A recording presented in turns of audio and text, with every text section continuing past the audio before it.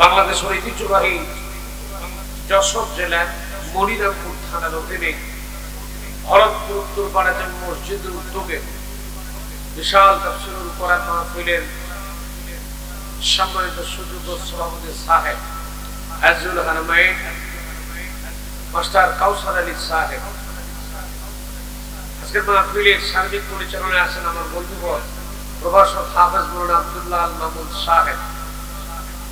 আপনাদের সামনে এতক্ষণ পর্যন্ত জ্ঞানগর্ভ চমকপ্রদ আলোচনা রেখে ধন্য করেছেন হাফেজ মৌলানা আব্দুল লতিফ সাহেব যশোরী।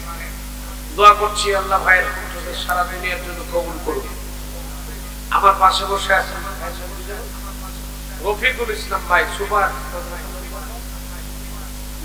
মাদ্রাসা ভাইকে আল্লাহর ইসলামী আল্লাহ দ্বীনের জন্য ইসলামী আন্দোলনের সৈনিক হিসেবে আল্লাহ কবুল করুন, বলেন আমিন আমিন।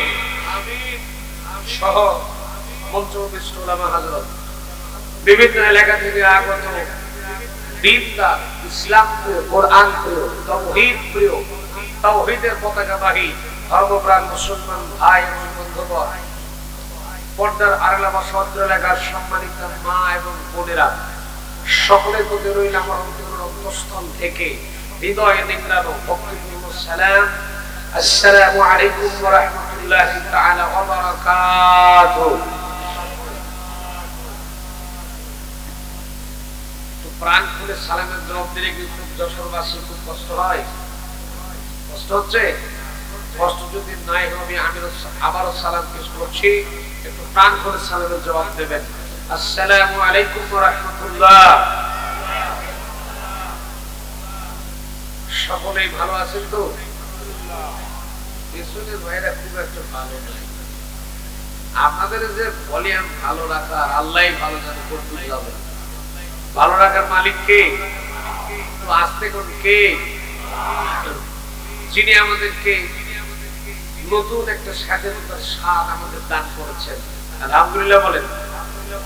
ওপেনলি কোরআনের কথাগুলো আমরা বলতে পারতাম, কথা বলতে এর পারমিশন না, ওর পারমিশন না, মুখে পানি যায় না, তার পারমিশন নেওয়া লাগে। কথা বলতে খাড়াইয়ে থাকে মুখে যারা, এদের থেকে আমাদের কোরআনের কথা বলার জন্য পারমিশন নেওয়া লাগতো, ঠিক না বলেন? আজকে যে আল্লাহ পাক এত সুন্দর আবহাওয়া করে দিলেন, কারো কোনো পারমিশন লাগছে না, কোরআনের কথা হচ্ছে ওপেনলি। যে আল্লাহ পাক এত সুন্দর ব্যবস্থাপনা করে দিলেন, সে আল্লাহর দরবারে খুশি হয়ে পড়ছে আলহামদুলিল্লাহ আলহামদুলিল্লাহ আলহামদুলিল্লাহ। সালাম করছে বিশ্ব মানবতার মুক্তিদূত, মানবতার বন্ধু মুহাম্মদুর রাসূলুল্লাহ সাল্লাল্লাহু আলাইহি সাল্লাম। সকলেই পড়েন রব্বানা লাকাল হামদ হামদান কাসীরান তাইয়িবান মুবারাকান ফীহি ইয়া রাব্বি লাকাল হামদু কামা ইয়ানবাগি লিজালালি ওয়াজহিকা ওয়া আযীম সুলতানিকা। আমরা প্রশংসা করলাম কার? জোরে কন্যা কার? হাঁটার সময় প্রশংসা করবো কার? খাওয়ার সময় কার? চলার সময় কার?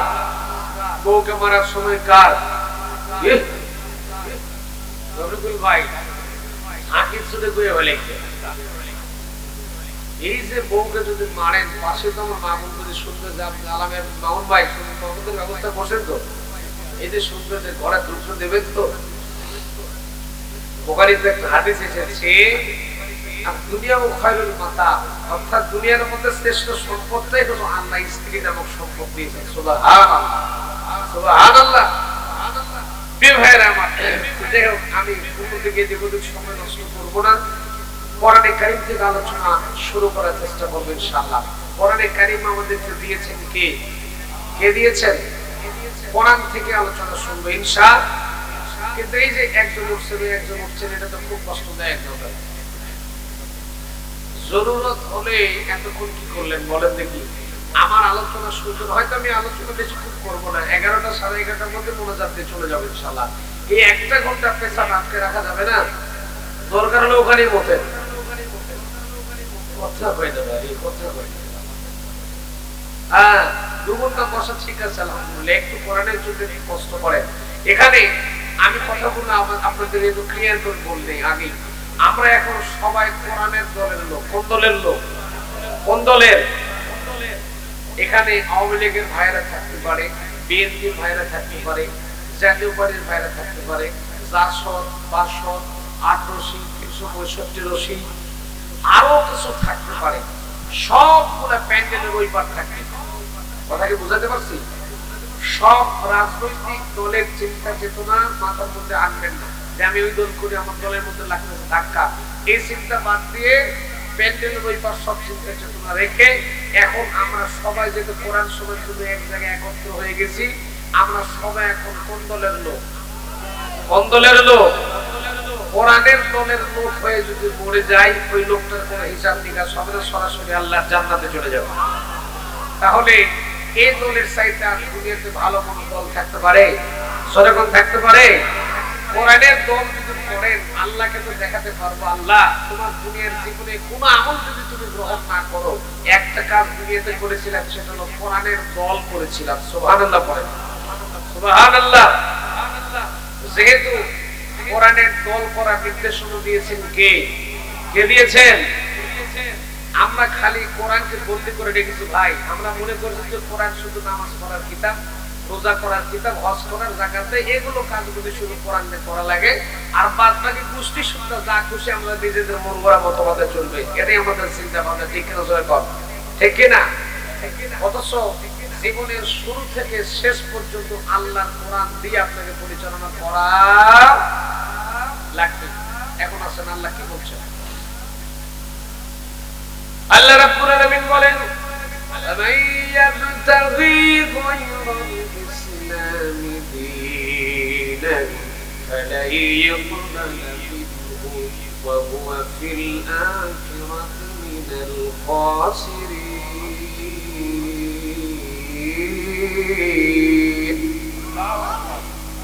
এটাই ভাই ভলিউম। কোরআনের আয়াত যখন শেষ হয়ে যাবে, কণ্ঠ ছেড়ে দিয়ে ভলিউম ছেড়ে দিয়ে আল্লাহ আকবার বলতে পারবেন তো? রাজি আছেন তো আপনারা? হাত তুলতে কারা কারা রাজি নাই? আমি মাঝে মাঝে একটু বলে থাকি, মাঝে একটু দেখি আপনারা আছেন না গেছেন। তো যাই হোক, আপনারা শিক্ষা আল্লাহ আকবার বলতে পারবেন নাকি? বলেন ইনশাআল্লাহ। একটু আমরা তাকবীরতে বলাটা একটু ক্লিয়ার করে, নারে তাকবীর। একটু হাত তুলে আল্লাহকে মতো মুজাহিদের মতো দেখা যায়, নারে তাকবীর। আল কোরআনের আলো, আল হাদিসের আলো, নারে তাকবীর। বাস এই তো যশোর হরিরামপুরের মানুষ মনে হচ্ছে আপনাদেরকে। আপনাদেরকে আল্লাহ পাক ইসলামের ছায়াতলে আসার তৌফিক দান করুন, বলেন আমিন। আল্লাহ রাব্বুল আলামিন বলেন, "মান ইয়াবতাগি গায়রাল ইসলামি দীনান ফালাই ইয়াকবাল মিনহু ওয়া হুয়া ফিল আখিরাতি মিনাল খাসিরিন।"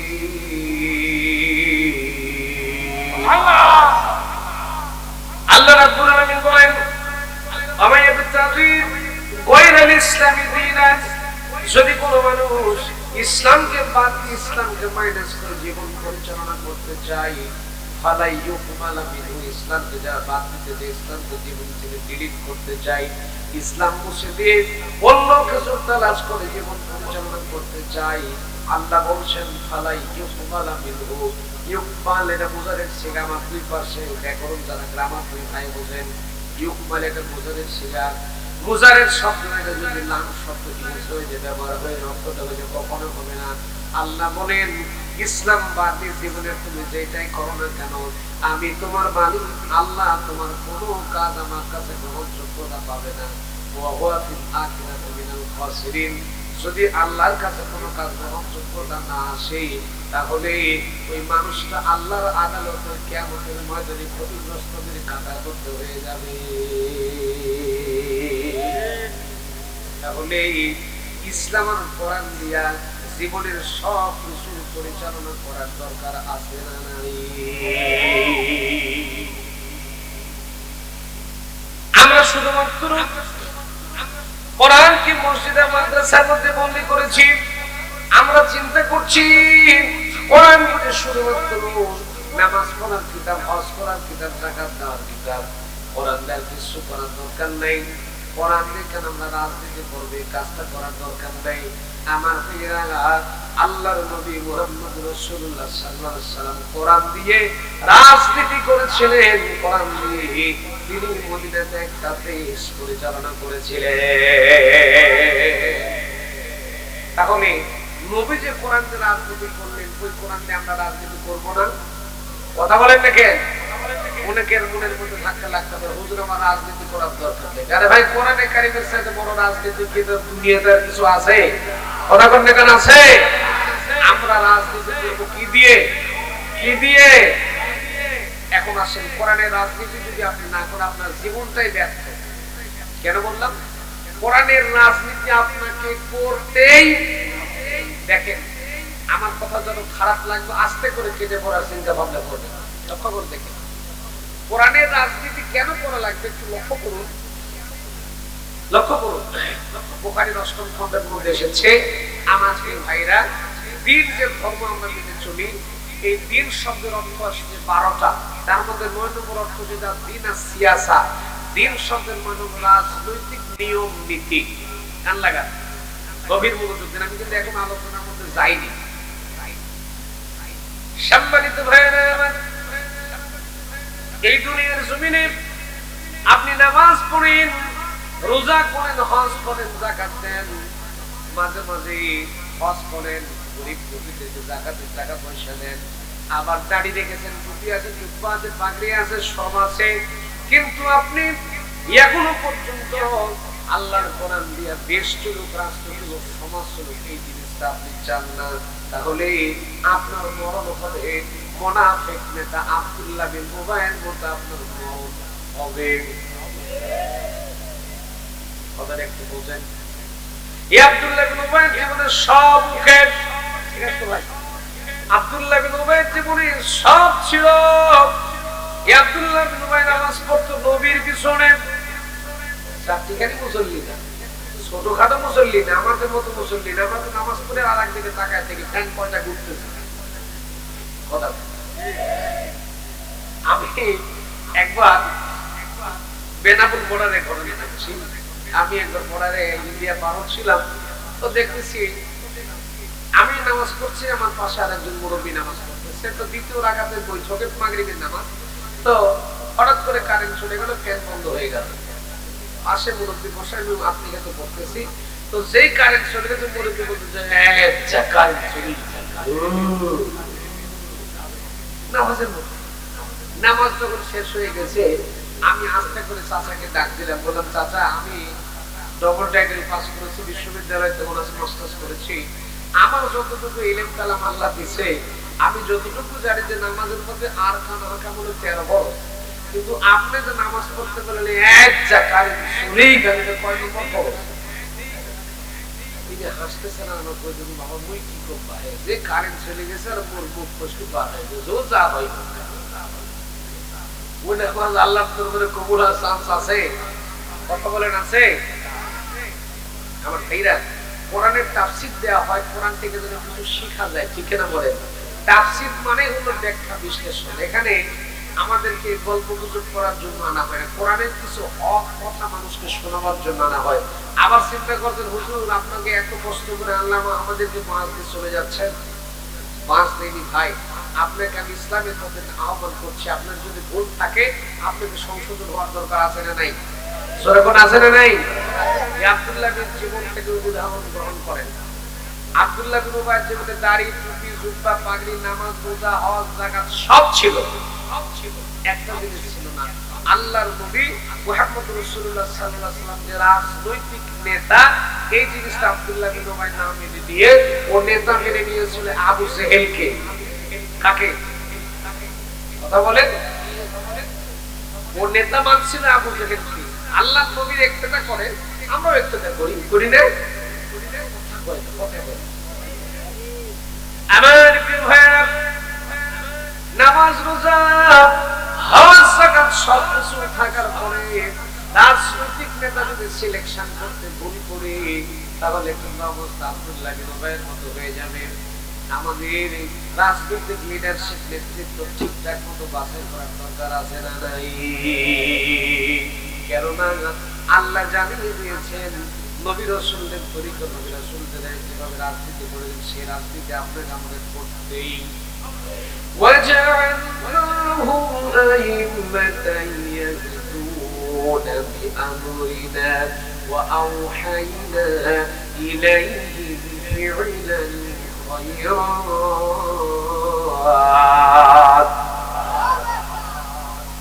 আব্দুল্লাহ বিন উবাইর জীবনে সব ছিল। এই আব্দুল্লাহ বিন উবাইর শুধুমাত্র একটা জিনিস ছিল না, আল্লাহর নবী মুহাম্মদুর রাসূলুল্লাহ সাল্লাল্লাহু আলাইহি ওয়াসাল্লাম যে রাজনৈতিক নেতা এই জিনিসটা সে মানত না, ও না মেনে নিয়ে চলে আবু জাহেলকে মরে গেছে, আল্লাহ কি তাকে জান্নাতে দিয়েছেন। কথা বলেন না কেন? এখন যদি একটা জিনিস না থাকার কারণে নামাজ, রোজা, হজ, যাকাত, দাড়ি, টুপি সব থাকার পরেও রাজনৈতিক নেতা আল্লাহর নবীকে না মানার কারণে আব্দুল্লাহ ইবনে উবাইকে যদি আল্লাহ জান্নাতের মধ্যে না দেয়, আপনার আমার জীবনে সব ওকে, নামাজ আছে, রোজা আছে, হজ আছে, যাকাত আছে, দাড়ি আছে, টুপি আছে, পাগড়ি আছে, আপনার আমার সব আছে, কিন্তু আপনি আর আমি এখনো পর্যন্ত রাজনৈতিক নেতা আবু জাহেল মার্কা কাউকে করে এখনো পর্যন্ত বসে আছি। আপনি আমি যদি মরে যাই আর আল্লাহ যদি আপনাকে আর আমাদের জান্নাতের মধ্যে দেয়, তাহলে ওই একই সূত্র ধরে আব্দুল্লাহ ইবনে উবাইকে কিন্তু ওই একই জান্নাত দেওয়া লাগবে। কথা বুঝতে বোঝাচ্ছি? ওই একই জান্নাত দেওয়া লাগবে।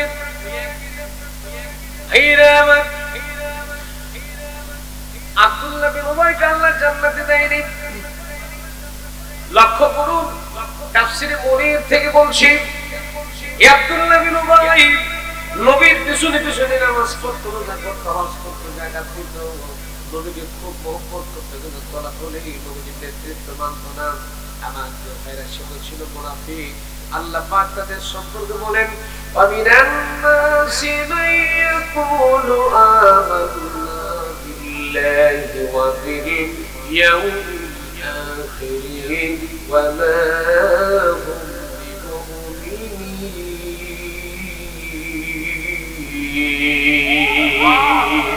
আরেকটু জোরে বলুন আল্লাহু আকবার। আসুক না যত বাধা, যত ঝড় সাইক্লোন, রাসূলের পথে মোরা চলবই, জীবন বাজি রেখে দিনের নিশান মোরা বাংলার আকাশে উড়াবই। ঠিক না? আসুক না যত বাধা, যত ঝড় সাইক্লোন, রাসূলের পথে মোরা চলবই, জীবন বাজি রেখে দিনের নিশান মোরা বাংলার আকাশে উড়াবই। মোরা কামানের মুখোমুখি দাঁড়িয়ে, মোরা কামানের মুখোমুখি দাঁড়িয়ে আল্লাহু আকবার বলবো। আসুন না যত বাধা, যত ঝড় সাইক্লোন, রাসূলের পথে মোরা চলবই, জীবন বাজি রেখে দিনের নিশান মোরা বাংলার আকাশে উড়াবই। আমাদের দেহে বই জিহাদি রক্ত আছে না নাই? আছে না নাই? আমাদের রংপুরের উত্তরবঙ্গের ভাই আবু সাঈদ বুক পেতে দিয়েছিল বুলেটের সামনে, ঠিক কি না? আল্লাহর দ্বীনের জন্য, এই দিনকে ইসলামকে বিজয়ী করার জন্য, আল্লাহর কোরআনের জন্য আবু সাঈদ বুক পেতে দিয়েছিল বুলেটের সামনে। আবার যদি কখনো কোনোদিন আসে আল্লাহর কোরআনের জন্য বুক পেতে দেওয়া লাগবে, রক্ত দেওয়া লাগবে, আপনারা দিতে রাজি আছেন? কারা কারা দিতে রাজি আছেন? হাত তুলে আল্লাহকে দেখায় দেন। নারে তাকবীর, নারে তাকবীর। আল কোরআনের আলো,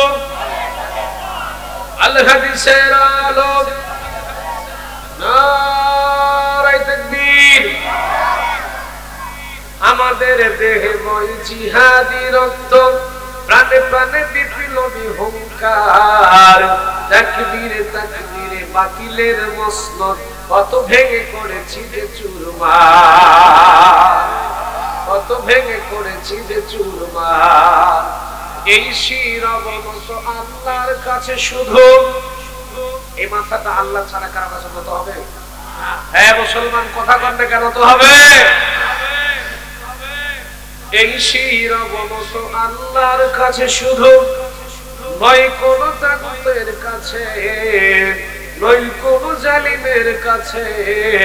সবুজে কাফেলা নিয়ে যাব জানি একদিন মাকসুদে মঞ্জিলে পৌঁছে, মাকসুদে মঞ্জিলে পৌঁছে। আমাদের ছোট্ট হৃদয়ে রাসূলের প্রেম ছবি আঁকবো। আসুক না যত বাধা যত ঝড় সাইক্লোন, রাসূলের পথে মোরা চলবো। জীবন বাজি রেখে দিনের নিশান মোরা বাংলার আকাশে উড়াবো।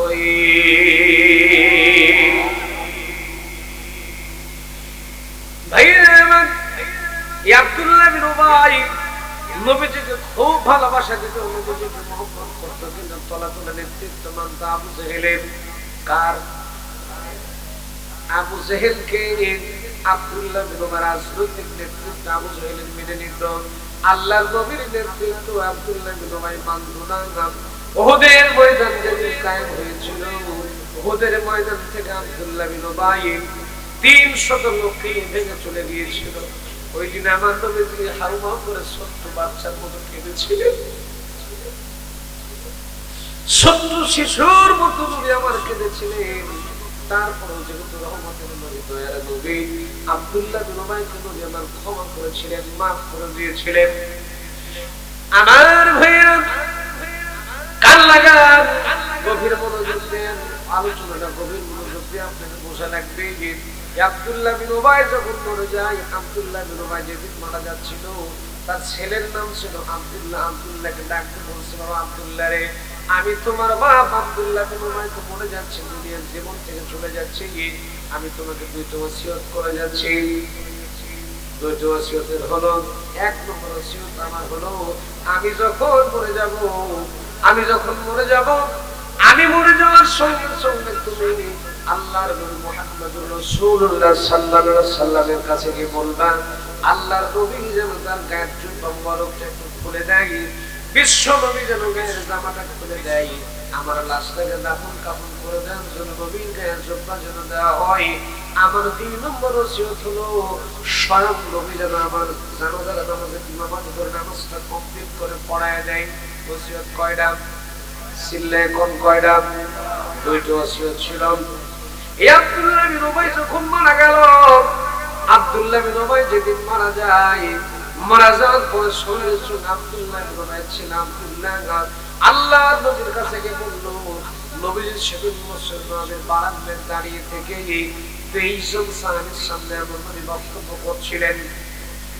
আব্দুল্লাহ বিন উবাইয়ের ছেলে আল্লাহর নবীর কাছে গিয়ে বললেন, ইয়া রাসূলুল্লাহ, ইয়া হাবিবাল্লাহ, হে আল্লাহর নবী, আমার বাপ আব্দুল্লাহ বিন উবাই মারা গেছে। আমার বাপের 2টা ওসিয়ত ছিল। 1 নম্বর ওসিয়ত ছিল, আপনি আপনার গায়ের জুব্বাটা একটু খুলে দিবেন, আমার বাপের লাশটাকে দাফন কাফন করার জন্য জুব্বাটা কাফনের মধ্যে পরাইয়ে দেব। আর 2 নম্বর ওসিয়ত হলো, আপনি আমার বাপের জানাজার নামাজটা পড়ায় কমপ্লিট করে দেবেন। রহমতের নবী, আমার দয়ার নবী, মায়ের নবী, জীবনে আব্দুল্লাহ বিন উবাই যত কষ্ট দিয়েছিল, সব দুঃখ যন্ত্রণা আমার নবী ভুলে গেছেন। সঙ্গে সঙ্গে আমার নবীজি আব্দুল্লাহ বিন উবাইকে জুব্বা করে দেওয়ার জন্য নবী আমার গা থেকে জুব্বা করতে লাগলেন। পাশ থেকে হযরত ওমর ফারুক রাদিয়াল্লাহু আনহু জুব্বা টেনে ধরলেন আর ডাকতে বললেন, হে নবী, এই লোকটা যদিও আপনার পেছনে নামাজ পড়তো, রোজা করতো, হজ করতো, যাকাত দিত, কিন্তু এই লোকটা ছিল নির্ভেজাল মুনাফিক। কি ছিল? এই লোকটা যদিও আপনার পিছনে নামাজ পড়তো, কিন্তু নেতৃত্ব মানত আবু জেহেলের। সুতরাং এই মানুষটার জন্য আপনি আপনার গায়ের জুব্বা মোবারক খুলে দেবেন না। আল্লাহর নবী হযরত ওমর রাদিয়াল্লাহু তাআলা কে ডাকতে বলছেন, ওমর রে, আমার গায়ের জুব্বা তুমি ছেড়ে দাও, তুমি নিষেধ করছো, তুমি বারণ করছো, কিন্তু তোমার মালিক আল্লাহ রাব্বুল আলামিন তোমাকে এখনো নিষেধ করেন, এখনো পর্যন্ত আমাকে আল্লাহ নিষেধ করেন, সুতরাং জুব্বা ছেড়ে দাও। হযরত ওমর জুব্বা ছেড়ে দিলেন, আল্লাহ নবী তাকে জুব্বাটা খুলে দিলেন। এবার বিশ্ব নবী জুব্বা নিয়ে যাওয়ার পরে আব্দুল্লাহ বিন উমাইর লাশটাকে মুড়িয়ে দেওয়া হলো, সুন্দর করে কাপড় দিয়ে মুড়িয়ে দেওয়া হলো। আল্লাহর নবীর গায়ের জামা দিয়ে কাপড় হিসেবে মুড়িয়ে দেওয়া হলো। লাশ চলে আসলো আব্দুল্লাহ বিন উমাইর ছেড়ে। এবার লাশটা যখন চলে আসলো মসজিদ নববীর বারান্দার পাশে, লাশ চলে আসলো মসজিদ নববীর ফলিয়ারে, লাশ চলে আসলো।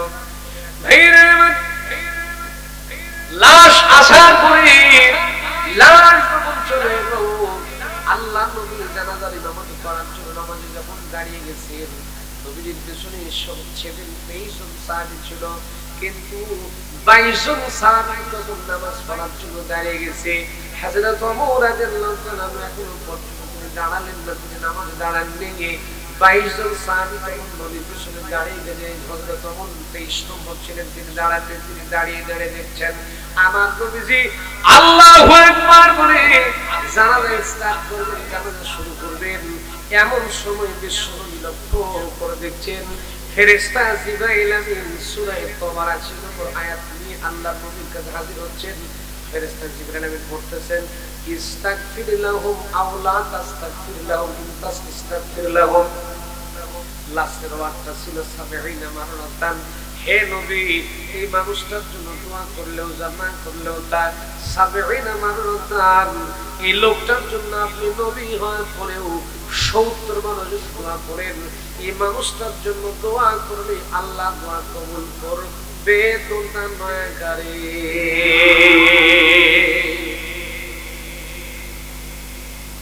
আল্লামা সাইয়্যিদ কুতুব রাহিমাহুল্লাহ, সাইয়্যিদ কুতুব শহীদ রাহমাতুল্লাহ আলাইহি, তিনি তার তাফসীরের মধ্যে লিখেছেন, তিনি 70 মাররাতান পর্যন্ত কথা বলে জিবরাইল ফেরেশতার কথা বলে না, চুপ মেরে আছে। 70 মাররাতান শব্দের মানে হলো 70 বার দোয়া করলে দোয়াটা কবুল হবে না। আমার নবীজি রহমতের নবী চিন্তা করলেন 70 বার দোয়া করে যদি দোয়া কবুল না হয়, আমি বিশ্ব নবী আব্দুল্লাহ বিন উমাইর জন্য 71 বার দোয়া করব। কয়বার?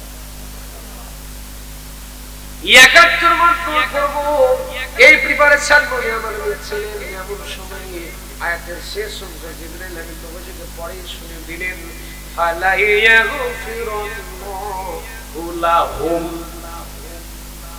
গ্রামার যারা বোঝেন লক্ষ্য করে দেখেন, ইয়াগফির মুজারের সিগার লাম আবার আসছে, ইয়াগফির না গেল লাম যদি আর শব্দ হয়ে কখনো হবে না। 70 71 72 73 কেন সারা জীবন যদি আপনি নবী হওয়ার পরে আব্দুল্লাহ বিন উমাইর জন্য দোয়া করেন, সারা জীবন দোয়া করলেও আমি আল্লাহ রাব্বুল আলামিন আব্দুল্লাহ নবী এই সূরগুলো যদি দায়িত্ব দেই, তাহলে দেখতে পাচ্ছেন কোটি কোটি টাকা বাংলাদেশ থেকে বিদেশে চলে যাবে। আমাদের দেশের সাধারণ মানুষ কিন্তু টাকা চুরি করে বিদেশে পাঠায় না, চুরি করে শিক্ষিত ছোড়েরা। কারা করে? শিক্ষিত ছোড়েরা টাকা চুরি করে। এই শিক্ষিত ছোড়েরা টাকা চুরি করে করে লুটপাট করে বিদেশে পাচার করে, জোরে করে ঠিক কিনা? এমনিতে কানাডায় বেগম পাড়া এক একজনের বাড়ি হয় না, চাকরি করে 20,000 টাকা আর কয়েক কোটি টাকার ফ্ল্যাট ঢাকার বুকে আছে না নাই? এই যে মতিউর রহমানের ছাগল কান্না এমবিআর, আমরা যে ট্যাক্স দেই, এমবিআর এর কর্মকর্তা দেই, মানে আপনার ভ্রমণে ট্যাক্সের যে লোকটার মতিউর রহমান না কি যেন নাম, ওর বেটারে 15 লাখ 16 লাখ টাকার একটা ছাগল কিনছিল। ছাগল কিনে তো সব খাইছে ধরা, বেতন যা পায় তার 14 গুণ কামাই করে বিদেশে পাঠায় দিয়েছে। তাহলে কি হালাল টাকা নাকি? এই দেশের জনগণের টাকা চুরি করে করে বিদেশে পাঠায় দিয়েছে। ঠিক কিনা জোরে কর? ঠিক কিনা? আমার ভাইরা, কোরআন দিয়ে যদি ইনসাফ প্রতিষ্ঠিত হয়ে যায়, এই টাকা তো চুরি করা যাবে, চুরি করা যাবে। ভাইরা আমার,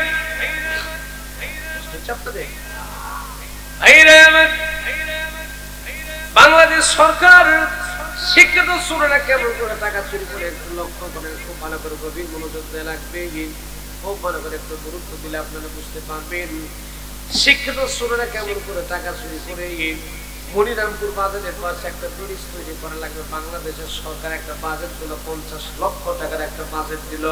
এই 50 লক্ষ টাকা আছে, আমাদের মতো সাধারণ মানুষের হাতে কিন্তু টাকাগুলো আসে না। এরকম এমপি মন্ত্রীর হাতে কিন্তু টাকাগুলো চলে আসে। আমার ভাইরা টাকাগুলো যখন আসে, শিক্ষিত শুনে না 50 লক্ষ টাকার জিনিস তৈরি করার জন্য যখন টাকা পাঠাই, খুলনা বিভাগে টাকা আস্তে আস্তে 20 লাখ টাকা গায়েব। শিক্ষিত সুরের পকেটের মধ্যে চলে গেছে। কোন মতে যশোর পর্যন্ত আছে 30 লাখ, 10 লাখ টাকা নাই, থাকলো 20 লাখ। আবার 20 লাখ টাকা দিয়া এলাকার মধ্যে যখন ব্রিজ তৈরি করতে আসলো, সেখানে আরো 5 লাখ টাকা গায়েব হয়ে গেছে, থাকলো 15 লাখ টাকা। 50 লক্ষ টাকার ব্রিজ যখন 15 লাখ টাকা দিয়া রডের বদলে যখন সুন্দর করে আরশোলা বাঁশ দিয়ে তৈরি করে, কয়েকদিন পর দেখা যায় ব্রিজ ভেঙে মানুষ মরে গেছে। আছে না নাই? তাহলে সঠিক লোক, কোরআনওয়ালা, আমলওয়ালা, ইখলাসওয়ালা লোকদেরকে ক্ষমতার চেয়ার দেওয়ার দরকার আছে না নাই? আওয়াজ দেবেন আছে না নাই?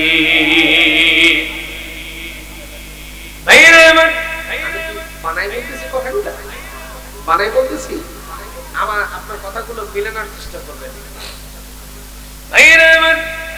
সূরা নিসার 58 নম্বর আয়াত যখন মদিনায় নাযিল হলো, আল্লাহর নবী মুহাম্মদ সাল্লাল্লাহু আলাইহি সাল্লাম ছিলেন তখন মদিনার রাষ্ট্রপ্রধান। আল্লাহ পাক নবীজিকে জানায় দিচ্ছেন, কোরআনে আল্লাহ জানাচ্ছেন, ওয়াইযা হাকামতুম বাইনান নাসি আন তাহকুমু বিল আদল ইন্নাল্লাহা নি'মা ইয়া'iদুকুম বিহি ইন্নাল্লাহা কানা সামিআন বাসীরা।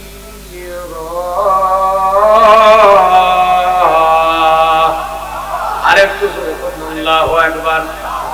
কোরআন শুনতে কি আপনাদের কষ্ট হচ্ছে? কোরআন শুনতে কি খারাপ লাগে? আমার ভাইরা, কোরআন কারীম যত শুনবেন ঈমান তত বাড়ায় দিবেন তিনি কে? আল্লাহ জানাচ্ছেন, ইন্নামাল মুমিনুনা আল্লাযীনা ইযা যুকিরাল্লাহু ওয়াজিলাত কুলুবুহুম ওয়া ইযা তুলিয়াত আলাইহিম আয়াতুহু সাদাতুহুম ঈমানাও ওয়া আলা রাব্বিহিম ইয়াতাওয়াক্কালুন।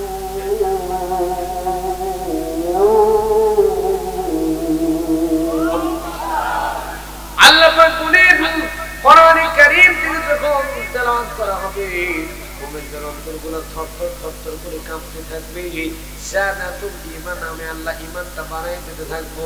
ওয়া আলা রাব্বিহিম ইয়াতাওয়াক্কালুন, আর তারা আমি আল্লাহ ছাড়া কারো কাছে ভরসা করে না।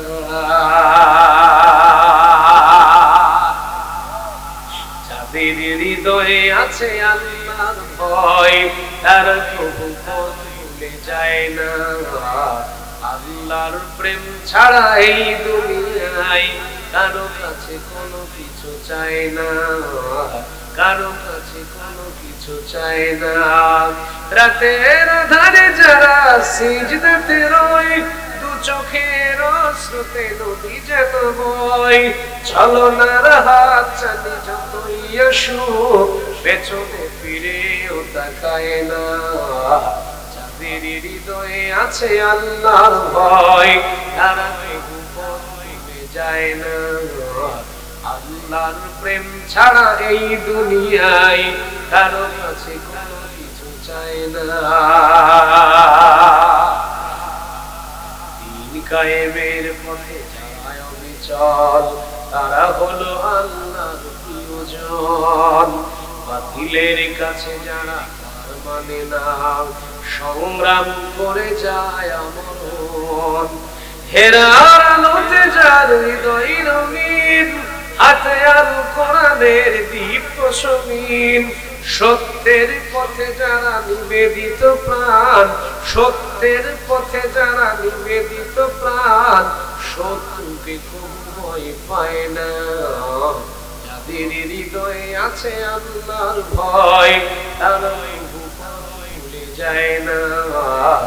আল্লাহর প্রেম ছাড়া এই দুনিয়ায় কারো কাছে কোনো কিছু চায় না। রাতের আধারে যারা সিজদাতে রয়, দু চোখের অশ্রুতে নদী যেন বয়, ছলনার হাত চালি যতই আসুক পেছনে ফিরেও তাকায় না।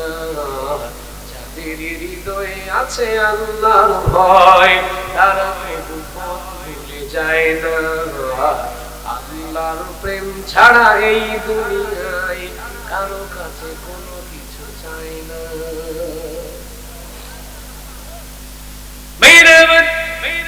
ব্যাক টু দ্য পয়েন্ট, আলোচনায় ফিরে আসি। সূরা নিসার এই 58 নম্বর আয়াতে আল্লাহ তাআলা জানাচ্ছেন, ওয়াইজা হাকামতুম বাইনান নাস, যখন তোমরা হাকিম হবে, বিচার আচার বোঝেন তো নাকি? বোঝেন না? আল্লাহ বলেন ওয়াইজা হাকামতুম বাইনান নাস, যখন তোমরা মানুষের মাঝে হাকিম হবে, বিচার কার্য পরিচালনা করবে, বাইনান নাস মানে মানুষের মাঝে। আমার প্রিয় ভাইরা, এখানে মানুষ বলতে আল্লাহ কিন্তু শুধুমাত্র মুসলমানদের উদ্দেশ্য করে বলে নাই। মানুষ বলতে আল্লাহ বুঝিয়েছেন হিন্দু, বৌদ্ধ, খ্রিস্টান, বৌদ্ধ, জৈন, মুসলমান। এই পৃথিবীর ভিতরে এখন মানুষ প্রায় বসবাস করে 800 কোটি। কতগুলা? এই 800 কোটি মানুষকে আল্লাহ উদ্দেশ্য করে বলেছেন, যখন তোমরা মানুষের মাঝে বিচারকরা আসলে বুঝবে, অবশ্যই তোমাদেরকে ইনসাফপূর্ণ ন্যায় বিচার প্রতিষ্ঠিত করা লাগবে। আমার ভাইরা, এজন্য করে আমি জানাচ্ছি, আমরা প্রত্যেকটা মানুষ কিন্তু আমরা প্রত্যেকের বিবেকের আদালতে আমরা এক একজন বিচারক হয়ে বসে আছি। কথা বল না কেন? আমরা আপনারা অনেকেই চিন্তা করছেন বিচার আচার তো আমরা করি না, আমরা তো চেয়ারম্যান না, আমরা মেম্বার না, আমরা বিচারক না, জজ কোর্টেও যায় না, হাইকোর্টেও যায় না, আমাদের বিচার বোঝানোর দরকারটা কি? আল্লাহ যে বলতেছেন আমরা প্রত্যেকটা মানুষ আমাদের বিবেকের আদালতে এক একজন বিচারক। কে বলছেন? আল্লাহ বলছেন আমরা প্রত্যেকটা মানুষ বিচারক। বাইনান নাস, আল্লাহ বলেন যখন তোমরা মানুষের মধ্যে বিচারকের আসনে বসবে, তখন তোমাদের গান তাহকুমু বিল আদল, অবশ্যই তোমাদেরকে ন্যায় বিচার করা লাগবে। ইন্নাল্লাহা নি'মা ইয়াইদুকুম বিহি, নিশ্চয়ই এই কথাটা তোমাদের আল্লাহ তোমাদেরকে ওয়াজ করে শুনিয়ে দিতেছে। কে ওয়াজ করছেন? আল্লাহ আদেশ করছেন। এখন আল্লাহ পাক যেটা আদেশ করে এটা আদায় করে বুঝি নফল কাম নাকি? কি আল্লাহ রাব্বুল আলামিন সেই কথাটা নিতে আদেশ করেন, সেই কথাটা হলো ফরজ। নামাজ পড়া অত্যন্ত সহজ একটা কাজ, রোজা করা অত্যন্ত সহজ একটা কাজ, হজ করা, যাকাত দেওয়া সহজ একটা কাজ। কিন্তু এই সমাজের মধ্যে, দেশের মধ্যে, রাষ্ট্রের মধ্যে এই ইনসাফপূর্ণ আদল, ন্যায় বিচার প্রতিষ্ঠিত করা কিন্তু অনেক কঠিন কাজ। ঠিক কিনা বলেন? আমরা প্রত্যেকটা মানুষ কিন্তু প্রত্যেকের বিবেকের আদালতে এক একজন বিচারক। এই জন্য আল্লাহ বলল অবশ্যই তোমাদেরকে আদল প্রতিষ্ঠা করা লাগবে, ইনসাফপূর্ণ ন্যায় বিচার প্রতিষ্ঠা করে দেওয়া লাগবে। আমার প্রিয় ভাইয়েরা, এবার একটু যুক্তিসঙ্গতের দিকে আসেন তো দেখি। ভাই, আপনার পাশের বাড়িতে একজন হিন্দু মানুষ বসবাস করতেছে, আপনি রাস্তা দিয়ে যাইতেছেন, লক্ষ্য করে দেখলেন ওই হিন্দু ভাইয়ের একটা ছেলে পুকুরের পানিতে পড়ে গেছে, আপনি রাস্তা দিয়ে যাইতেছেন, আপনি এখন কি করবেন? কেন যাবেন? কার সে তো হিন্দু মানুষ, তাকে তোলার দরকার দেখি। এই জায়গায় আপনার বিবেক, আপনার বিচার বলতেছে সে যেই হোক না কেন, যে জাতি, যে গোষ্ঠী, যে দল হোক না কেন, তাকে আমাকে তুলতে হবে। আমার বিবেক বলে দিচ্ছে যে তাকে আমাকে সাহায্য করতে হবে, তখন তাকে সাহায্য করা আমার জন্য ফরজ হয়ে গেছে। কথা বুঝি বুঝেননি? এজন্য আল্লাহ রাব্বুল আলামিন বলেন দল দেখা যাবে না, জাতি দেখা যাবে না, বর্ণ দেখা যাবে না, যে দল হোক, যে জাতি হোক না কেন, সব দলের জন্য আপনাকে ইনসাফপূর্ণ ন্যায় বিচার করা লাগবে। কিন্তু আমরা দেখেছি দীর্ঘ 16টা বছর নিজের দলের লোককে কৌশল করে আমরা ছেড়ে দেই, নিজের দলের লোককে ছেড়ে দেই, আর অপর দলের লোককে কৌশল করে ধরে দেই। আছে না নাই? কিন্তু আমার আল্লাহ বলেন যে দলের লোক হোক না কেন, তার জন্য তোমাকে ইনসাফপূর্ণ আদল প্রতিষ্ঠা করে দেওয়া লাগবে, তার জন্য তোমাকে ন্যায় বিচার প্রতিষ্ঠা করা লাগবে। আমার আল্লাহ কোরআনে কারিমের মধ্যে পরিষ্কার জানায় দিচ্ছেন, সুন্দর করে আল্লাহ বলতেছেন ওয়ালা ইয়াজরিমান্নাকুম শানাআনু কাওমিন আলা আল্লা তা'দিলু ই'দিলু হুয়া আকরাবু লিত-তাকওয়া ওয়াত্তাকুল্লাহা ইন্নাল্লাহা খাবীরুম বিমা তা'মালুন।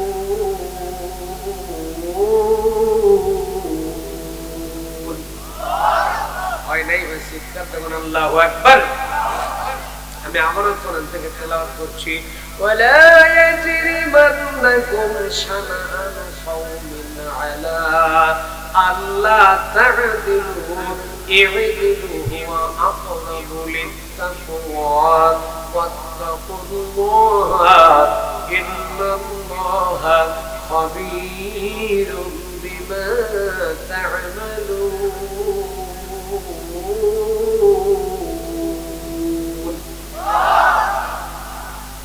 আল্লাহ রাব্বুল আলামিন জানাচ্ছেন ওয়ালা ইয়াজরিমান্নাকুম শানাআনু কাওমিন, আমার মামুন ভাই আছে আপনাদের গ্রামার খুব ভালো তিনি বুঝতে পারেন, তিনি তারকিব তাকিবগুলো বুঝেন।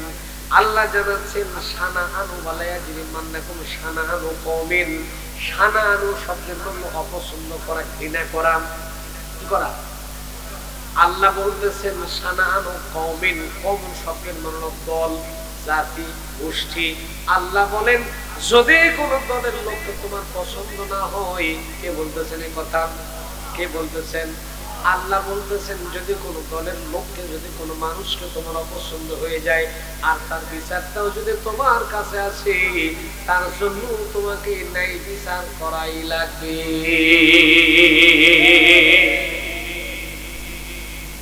দেখেন কোরআনের বিচার একটু লক্ষ্য করেন, কথা শুনতেছেন? কোরআনের বিচার কারা বলে? নবী আমার একটা বিচার করলেন, আমার নবীর বংশের একটা মহিলা, কোরআনের বংশের একটা মহিলা কিছু টাকা চুরি করলো, ইহুদি মানুষের কিছু টাকা চুরি করলো। এই বিচারটা চলে গেল আল্লাহ নবীর আদালতে গিয়ে। আমার নবী বিচার করলেন, বিচার করার পরে নবী রায় দিলেন, প্রমাণ হয়ে গেল, বিচারের প্রমাণ হয়ে গেছে মহিলা টাকা চুরি করেছে।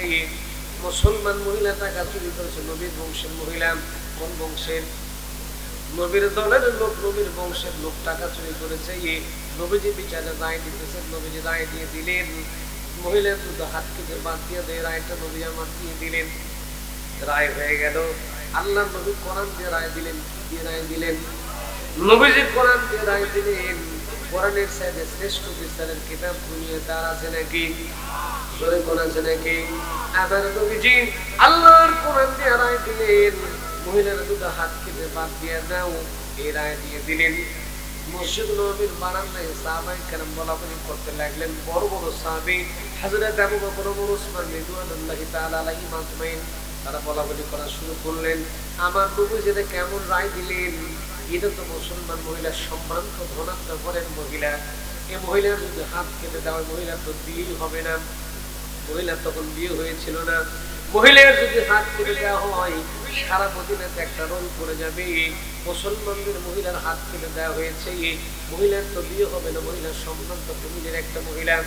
আমাদের দেশের বাড়িতে লক্ষ্য করে দেখবেন, যদি একটু হোমরা সোমরা একটু গরিব ঘরের হয়, বিচারটা কৌশল করে তাকে বাঁচায় দেওয়ার চিন্তা ভাবনা করা হয়। নবীজি যে রায় দিয়েছেন হাত কেটে দাও, কি কাটো? নবীজির নিজের বংশের মহিলা, নবীজি রায় দিলেন হাত কেটে দাও, তার হাত দুটো কেটে বাদ দিয়ে দাও। সাহাবায়ে কেরাম চিন্তা করলেন নবীর কাছ থেকে বিচারটা কোনো লোক শাস্তি দেওয়া যায় নাকি, কিন্তু এই কথাটা নবীর কানের মধ্যে কে পৌঁছায় দেবে কোনো সাহাবী সাহস করছে না। আল্লাহর নবীর কাছে যাওয়ার মতো কোনো সাহাবী সাহস করে না, কেউ যাওয়ার মতো সাহস করছে না। কে বলবে নবীর কাছে? ওই রাস্তা দিয়ে যাচ্ছিল সাহাবায়ে কেরাম, মসজিদ নববীর বারান্দায় দাঁড়িয়ে আছে, চিন্তার মধ্যে পড়ে আছে, সবাই টেনশন ফিল করছিলেন। পথ দিয়ে যাচ্ছেন হযরত ওসামা বিন যায়েদ রাদিয়াল্লাহু তাআলা আনহু। হযরত যায়েদ রাদিয়াল্লাহু তাআলা রাসূলের পালক পুত্র ছিলেন, তার একটা ছেলে ছিল, নাম ছিল ওসামা। নবীজি তাকে খুব ভালোবাসতেন, খুব মহব্বত করতেন। হযরত ওসামা নবীজির নাতি ছিল, নবীজি তাকে খুব ভালোবাসতেন। দাদার নাতির মধ্যে মহব্বতপূর্ণ সম্পর্ক আছে না নাই? ওসামা যাচ্ছে, ওসামাকে সাহাবীরা টেনে এনেছে। চিন্তা করছেন যে ওসামাকে দিয়েই কাম সারালেন। সুবহানাল্লাহ।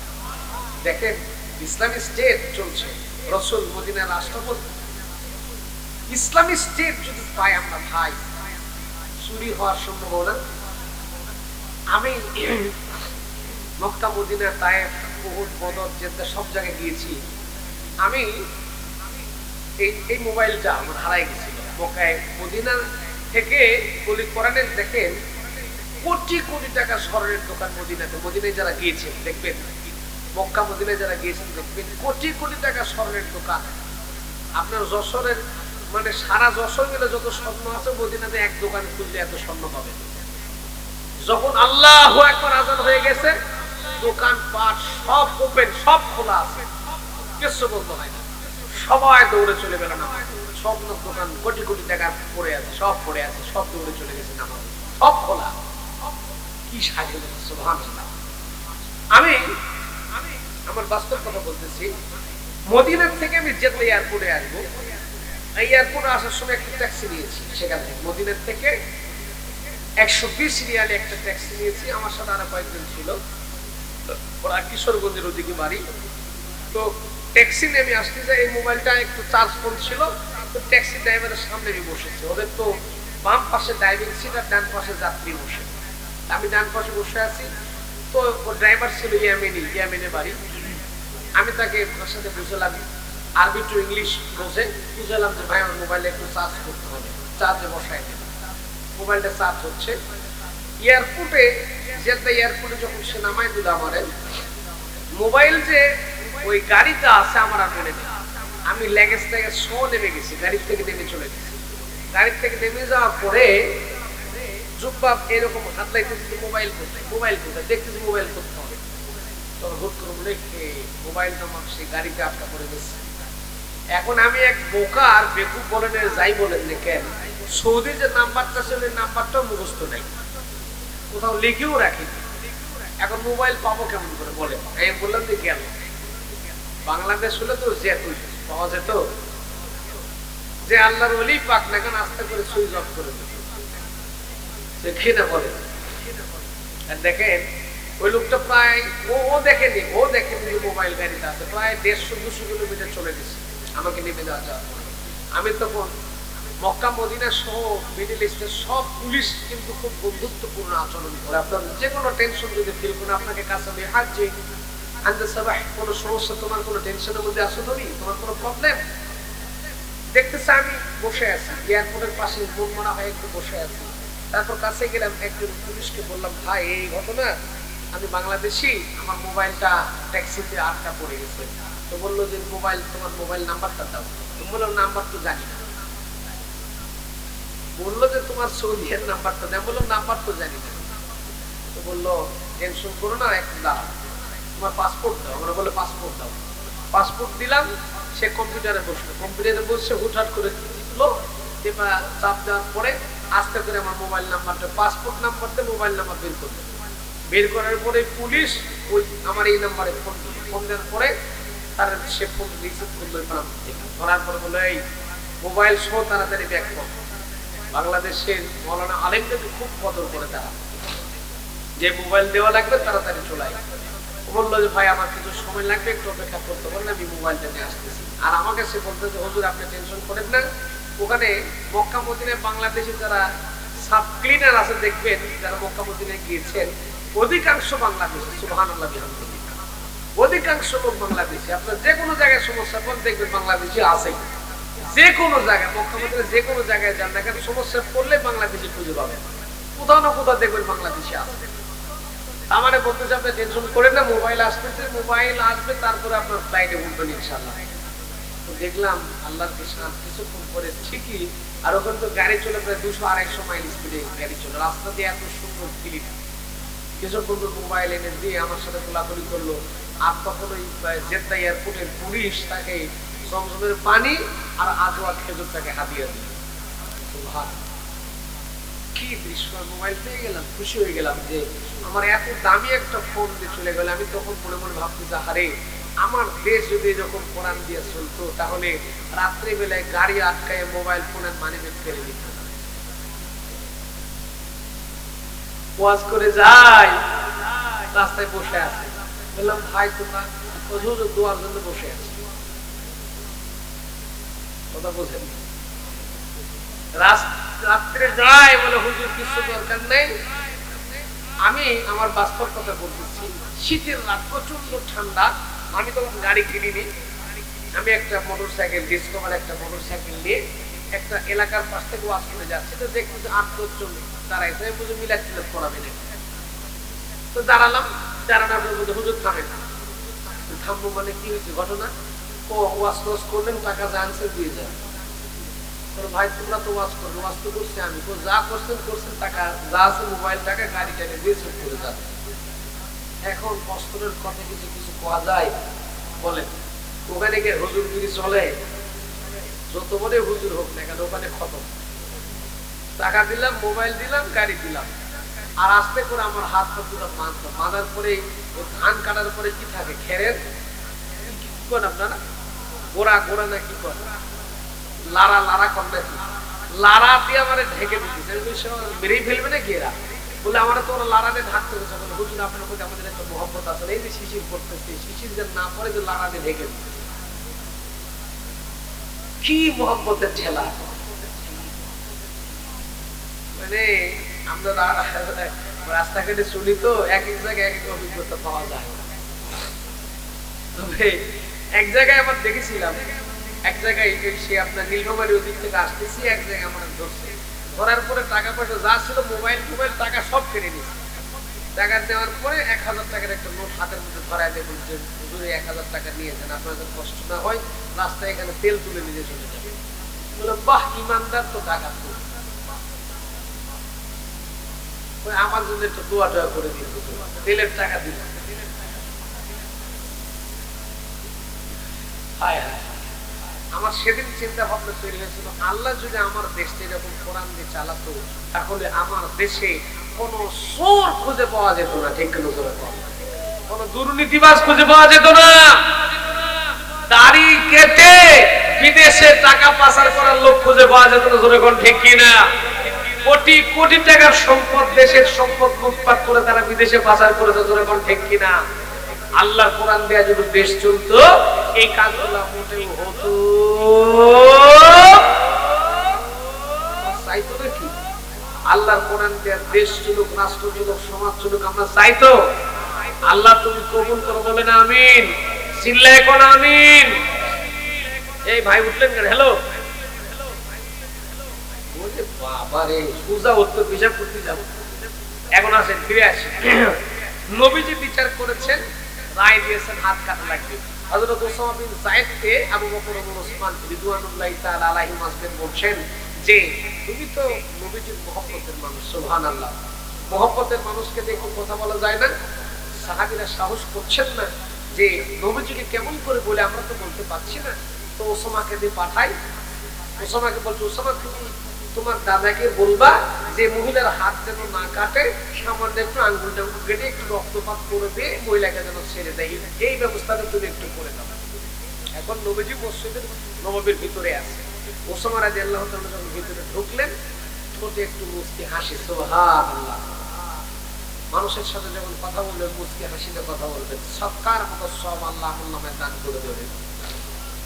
ওসামা যখন মুচকি হাসি দিয়ে রাসূলের কাছে গেছেন, নবীজি মুচকি একটা হাসি দিলেন আর ডাক দেবেন, ওসামা রে কি মতলবে আমার কাছে আইছো? দাদার নাতির মধ্যে মহব্বত আছে না নাই? রাসূল বলছেন, ওসামা তুমি অবশ্যই কোনো মতলবে আসছো। হযরত ওসামা বিন যায়েদ রাদিয়াল্লাহু তাআলা বলছেন, হে রাসূল আমি তো আপনার নাতি, আমি কি আপনার কাছে আসতে পারি না? হ্যাঁ আসতে পারো। তো তুমি তো কিছু মতলব নিয়ে আইছো। বলে হ্যাঁ মতলব ঠিক আছে, আমার একটা রিকোয়েস্ট আছে, আপনাকে অনুরোধটা করছি, অনুরোধটা রাখতে হবে। নবীজি বললেন, ওসামা রে এমন কোন অনুরোধ তুমি করো না যে অনুরোধ আমি রাখতে পারবো না। আল্লাহর কোরআনের ভিতরে যদি কোন অনুরোধ থাকে আমি রাখবো, কোরআনের বাইরে অনুরোধ করলে আমি রাখতে পারবো। কেননা কোরআনের আদেশ দিয়েছেন কে? জোরে বলেন। হযরত ওসামা বিন যায়েদ রাদিয়াল্লাহু তাআলা আল্লাহর নবীকে বললেন, রাসূল আপনি কিছুক্ষণ আগে একটা মহিলার জন্য একটা রায় লিখেছেন, একটা রায় দিয়েছেন, মহিলার হাত দুটো কেটে বাঁধতে লাগবে। নবীজি আপনি জানেন না মহিলা তো আপনার বংশের মুসলমান বংশের মহিলা, এই মহিলার হাত কাটা যাবে না। হে রাসূল মহিলার হাত দুটো কাটবেন না, মহিলা আমাদের নিজের দলের লোক। কোন দলের? আমাদের নিজের দলের লোক, সুতরাং মহিলার হাত দুটো কাটা যাবে না। অথচ আল্লাহ বলতেছেন ওয়ালা ইয়াজরিমান্নাকুম শানাআনু কওমিন, যে দলের লোক হোক না কেন তার বিচার করা লাগবে, ইনসাফপূর্ণ আদল করা লাগবে, ন্যায় বিচার তার জন্য করা লাগবে। হযরত ওসামা বললেন নবী হে, এই মহিলা আমাদের দলের লোক, মহিলা কুরাইশ বংশের মহিলা, মহিলা মুসলমান, সুতরাং মহিলার হাত দুটো কাটবেন না, না কেটে সুতরাং সত্য কোনো সাজা তাকে দিয়ে দেন, হাতের আঙ্গুল টাঙ্গুল কেটে দেন, উৎপাত করে তার বিচারটা কমপ্লিট করে দেন। আমার নবীজি থরথর করে কাঁপতেছে, চোখ দিয়ে পানি পড়তেছে, টিপ টিপ করে পানির ফোঁটাগুলো পড়ছে। নবীজি বলেন ওসামারে তোমার কে পাঠাইয়া দিছে? হযরত ওসামা বিন যায়েদ রাদিয়াল্লাহু তাআলা বলছেন আপনার সাহাবায়ে কেরাম কথা বলতে সাহস পাচ্ছেন, আমারে পাঠিয়ে দিয়েছে। নবীজি সঙ্গে সঙ্গে সাহাবায়ে কেরামদেরকে ডাক দিলেন, ডাকার পরে বললেন আমার সাহাবীরা রে, তুমি ওসামাকে দিয়ে যে কথা বলেছ আমি নবী সেটা কখনো করতে পারি না। কেন না?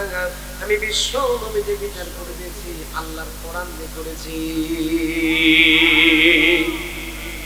وَتَمَّتْ كَلِمَةُ رَبِّكَ صِدْقًا وَعَدْلًا لَا مُبَدِّلَ لِكَلِمَاتِهِ وَهُوَ السَّمِيعُ الْعَلِيمُ।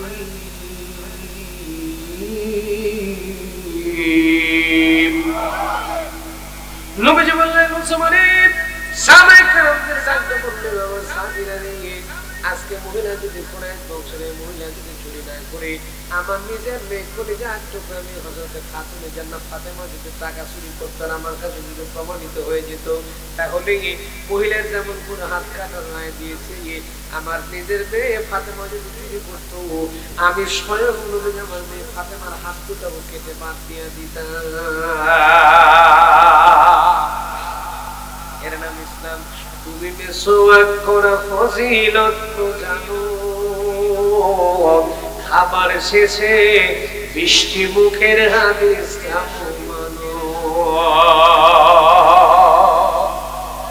তুমি মিসওয়াক করা ফজিলত তো জানো,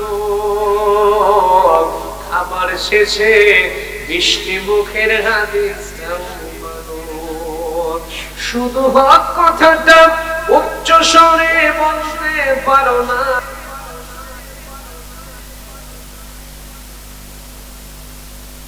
তুমি সাগরের বুকে দিলে কান্না,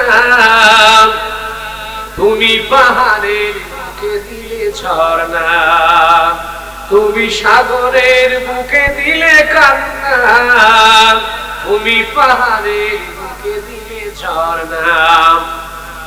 আজ নিশিরাতের ওই দূর নীলিমায় তুমি আলোর প্রদীপ খানি জ্বেলেছ। ওগো আল্লাহ শুকর তোমার, আমারে যে মুসলিম করেছ। ওই খুঁটিহীন নীলাকাশ ভুবন মাঝে তুমি কুদরতি ইশারাই রেখেছ। এই শ্যামল পৃথিবীর চিত্রখানি তুমি নিপুণ তোমার হাতে এঁকেছ। ওগো আল্লাহ শুকর তোমার, আমারে যে মুসলিম করেছ। আল্লাহুম্মা সাল্লি আলা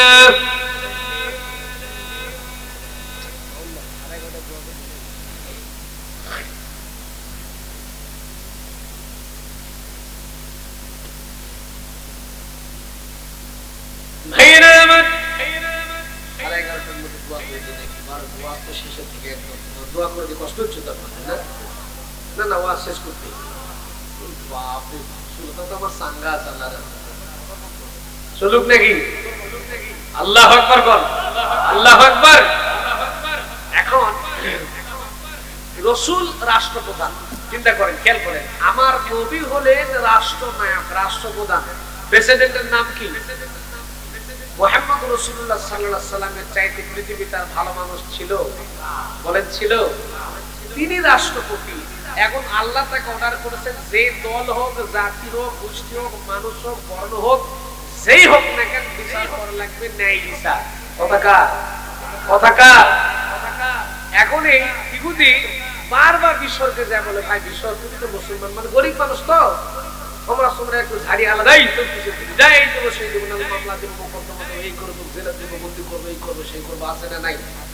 কিছু একটু হলে জেলের ভয় দেখে। কথা বলতে গেলে মামলা শেষ থেকে মামলা, মোকদ্দমা, জেল, জুলুম, ফাঁসি, হত্যা, কত কিছু যে করছে রে ভাই, বলে শেষ করা যাবে না। এত নির্যাতন। আল্লাহ এর থেকে আমাদের মাফ করুন। ভয় হচ্ছে নাকি? রে আল্লাহ যখন ধরে, আল্লাহ ধরলে আর ছাড়ে না। রান্না করা ভাত ফের দিল্লি পালানো লাগে। আল্লাহ যখন ধরে, কত প্ল্যান, কত শখ আঁকাইছিল। ফেরাউনের যখন শখ আঁকাইছিল, আমি ফেরাউনের জীবনে স্টাডি করে দেখেছি, একেবারে ফেরাউনের জীবনের সাথে হুবহু মিলে গেছে। ফেরাউন করছিল কি জানেন? পিউন থেকে ধরে, ওই সুইপার থেকে ধরে সেক্রেটারি, সচিবালয় পর্যন্ত ফেরাউনের সব জায়গায় ফেরাউনের নিজের দলের লোককে বসাই দিয়েছিল। তারপরে আল্লাহ যখন ধরছিল, ফেরাউন কি টিকতে পেরেছে? ফেরাউন টিকতে পেরেছে? ঠিক ফেরাউনের উত্তরসূরি যারা দুনিয়াতে আছে, ফেরাউন স্টাইলে যারা চিন্তা করে যে আমি যা কিছু করব তাই আর কেউ কিছু নয়, আল্লাহ বলে তারা ফেরাউনকে যেমন থাপ্পড় করে মারি ক্ষমতা থেকে তাড়াইয়া দিছি, পানিতে সুবাইতে সুবাইতে দুনিয়া থেকে বিদায় করছি, তোরা যারা নতুন ফেরাউন, নতুন যুগের নতুন ফেরাউন তৈরি হয়ে গেছিস, ওদেরকেও থাপ্পড় মেরে ক্ষমতা থেকে আমি আল্লাহ তাড়াই দেব। আল্লাহ আছে না নাই? তোমার আল্লাহ গুলো পুরা কথা হয়েছে নাকি? আল্লাহ আছে। ওই আল্লাহ আছে বলেই আজকে আমরা স্বাধীনতার পূর্ব 7 বছর ধরে কোন আল্লাহু আকবার, আল্লাহু আকবার। এখন বিসরকে যায় বলতেছে, ভাই বিসর রে, আমার জমিতে একটু দাও ভাই, তুমি তো জবরদখল করে খাচ্ছ, আমার সামান্য, আমি গরিব মানুষ, এক টুকরা জমি, আমার বাপ দাদার পৈতৃক সম্পদ, এই জমিটা তুমি ভোগ দখল করে খাও না ভাই, আমাকে দাও। এখন বিসর কিছুতেই জমি দেয় না। এখন বাধ্য হয়ে, যেহেতু জমি দিচ্ছে না, এখন মদিনার রাষ্ট্রপতি ছিলেন মুহাম্মদ সাল্লাল্লাহু আলাইহি ওয়াসাল্লাম। আমার প্রিয় ভাইরা, আল্লাহর নবী মুহাম্মদ রাসূলুল্লাহ সাল্লাল্লাহু আলাইহি ওয়াসাল্লাম ছিলেন তখন মদিনার রাষ্ট্রপতি। বিসর যখন জমি দেয় না, এক পর্যায়ে ইহুদি যখন চলে গেল আমার নবীর আদালতে, নবীর কোর্টে চলে গেল, আল্লাহর নবী কোর্টে যাওয়ার পরে ইহুদি তখন একটা মামলা দায়ের করলো বিসরের নামে। ইহুদি বিবাদী দায়ের করলো বিসরকে, মামলা লিখে দিল, হে রাসূল, আমার বাপ দাদার পৈতৃক সম্পত্তি আপনার দলের লোক আপনার সাথে থেকে মুসলমান, বিসর নামক মুসলমান ভোগ দখল করে খাচ্ছেন। নবী হে, এই জমিটা আমাকে একটু বের করে দেওয়ার জন্য ব্যবস্থা গ্রহণ করেন। আমার নবী যখন মামলা পেলেন, সঙ্গে সঙ্গে ইনসাফপূর্ণ আদল, ন্যায় বিচার প্রতিষ্ঠা করার জন্য দুই পক্ষের সাক্ষ্য প্রমাণ গ্রহণ করার দরকার আছে না নাই? সরেখন আছে না নাই? নবীজি নোটিশ করলেন, বিসরকে নোটিশ করলেন, বিসরে তুমি তোমার জমির দলিল না দিলাম, দলিল পত্র নিয়ে চলে আসো। ইহুদিকে একটা নোটিশ করলেন, তুমি তোমার জমির আদিল্লা দলিল না দিলাম। জমি পেতে গেলে দলিল তার জমি RS কোটিয়ার CS কোটিয়ার 62 72 যা লাগবে দলিল পত্র ডকুমেন্ট নিয়ে তুমি চলে আসো। আসার পরে এই নির্দিষ্ট একটা তারিখ নবী দিলেন, তাদের জমির ফয়সালা দেওয়া হবে। নবীজি ফয়সালা দেওয়ার জন্য দুই পক্ষকে ডাক দিলেন। বিসর চলে আসলো, হুজুর চলে আসলো। আল্লাহর নবী সর্বপ্রথম বিসরকে ডাক দিলেন, বিসর তুমি কোন শত্রুর জমিটা ভোগ দখল করছো? আমার প্রিয় ভাইরা, আমাদের বাপ দাদার কর্তৃক যেগুলো সম্পত্তি আমরা ভোগ করতেছি, হয় রেকর্ডে আছে, CS কোটেন RS কোটেন 62 72 রেকর্ডে বাপ দাদার নাম আছে, না হয় আমার বাপ জমি কিনেছে, সেই সূত্র ধরে আমি আমার কর্তৃক সম্পত্তি ভোগ দখল করছি। এটাই তো নাকি? নবীজি বলে, বিসরি তুমি কোন সূত্র ধরে জমিটা পাইছো? তুমি বাপ দাদার কর্তৃক সম্পত্তি পাইছো নাকি জমিটা কিনছো? বিসর ডাকতে বলে, নবীর জমিটা আমি দিয়ে দিয়েছি। ওই যে জাল দলিল নবীজি বললেন যে শোনে যেহেতু তুমি জমি কিনেছো তাদের দলিল আছে তোমার জমির দলিলটা আমার কাছে একটু পেশ করো। আমার ভাইয়েরা কিশোর যখন জমির দলিল পেশ করলো আমার নবী জমির দলিল দেখার পরে বুঝতে পারলেন এটা হলো জাল দলিল। কি দলিল? জাল দলিল দেখার পর নবী আমার চোখ নিয়ে মুখটা মলিন হয়ে গেছে। নবী চোখ নিয়ে অপেক্ষা করলেন। এবার ইহুদিকে ডাকতে বললেন তোমার জমির দলিল আদিল্লা একটু পেশ করো। ইহুদি যখন তার কাগজপত্র নথিপত্র নবীর সামনে পেশ করে দিলেন, আমার নবী নজর করে দেখলেন ইহুদির কাগজটা একুরেট 100 কাগজটা ঠিক আছে। সঙ্গে সঙ্গে আমার নবীজি রায়টা লিখে দিলেন। রায় লিখে দিলেন আর বললেন বিশ্বকে তুমি ভণ্ডামি বাদ দাও, এই জমিটা তুমি দখল করবো না। আমি বিশ্ব নবী জমিটা রায় দিলাম, তুমি এখনই বাড়ি থেকে জমিটা ইহুদির নামে দিয়ে দাও, ইহুদিকে দখল করার সুযোগ করে দাও। বিছনের ইহুদি বিচার শেষ হয়ে গেল। নবীজি মামলা ক্লোজ করে দিলেন, মামলা ফাইল ডিসক্লোজ করে দিলেন। বিছনের ইহুদি দুইজন যখন নবীর আদালত থেকে বের হলেন, নবীর কোর্ট থেকে বের হওয়ার পরে ইহুদির হাত ধরে বলতেন যে ভাই ইহুদি, আমি যে নবীর দলের লোক এই জিনিসটা যদি নবী বোঝেনি,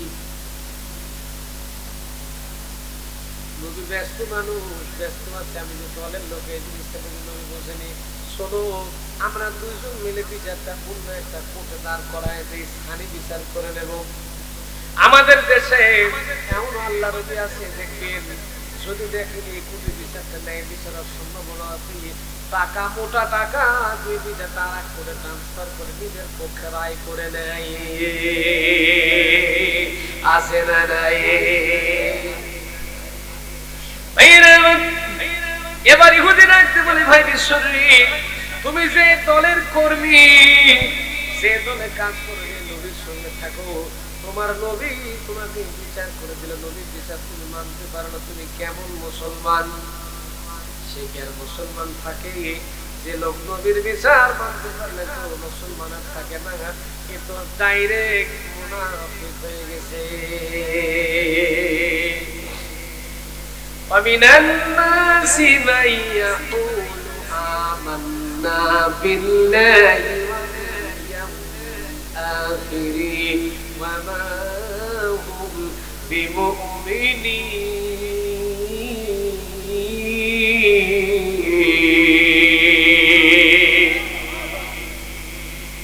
রাত এখন 11:30 2 ঘন্টা হয়ে গেছে। আমার মামুন ভাইয়ের সাথে কথা ছিল 2 ঘন্টার মধ্যে পয়েন্ট শেষ করে দেবো। তো যাই হোক, আমাকে আবার অনেক দূরে যেতে হবে, কালকে আবার তো মাদ্রাসা থাকবে। আজকে এই পর্যন্ত থাকবাই, কষ্ট নিয়ে না, এই কথাগুলো বলতে গেলে অনেক টাইম চলে যাবে।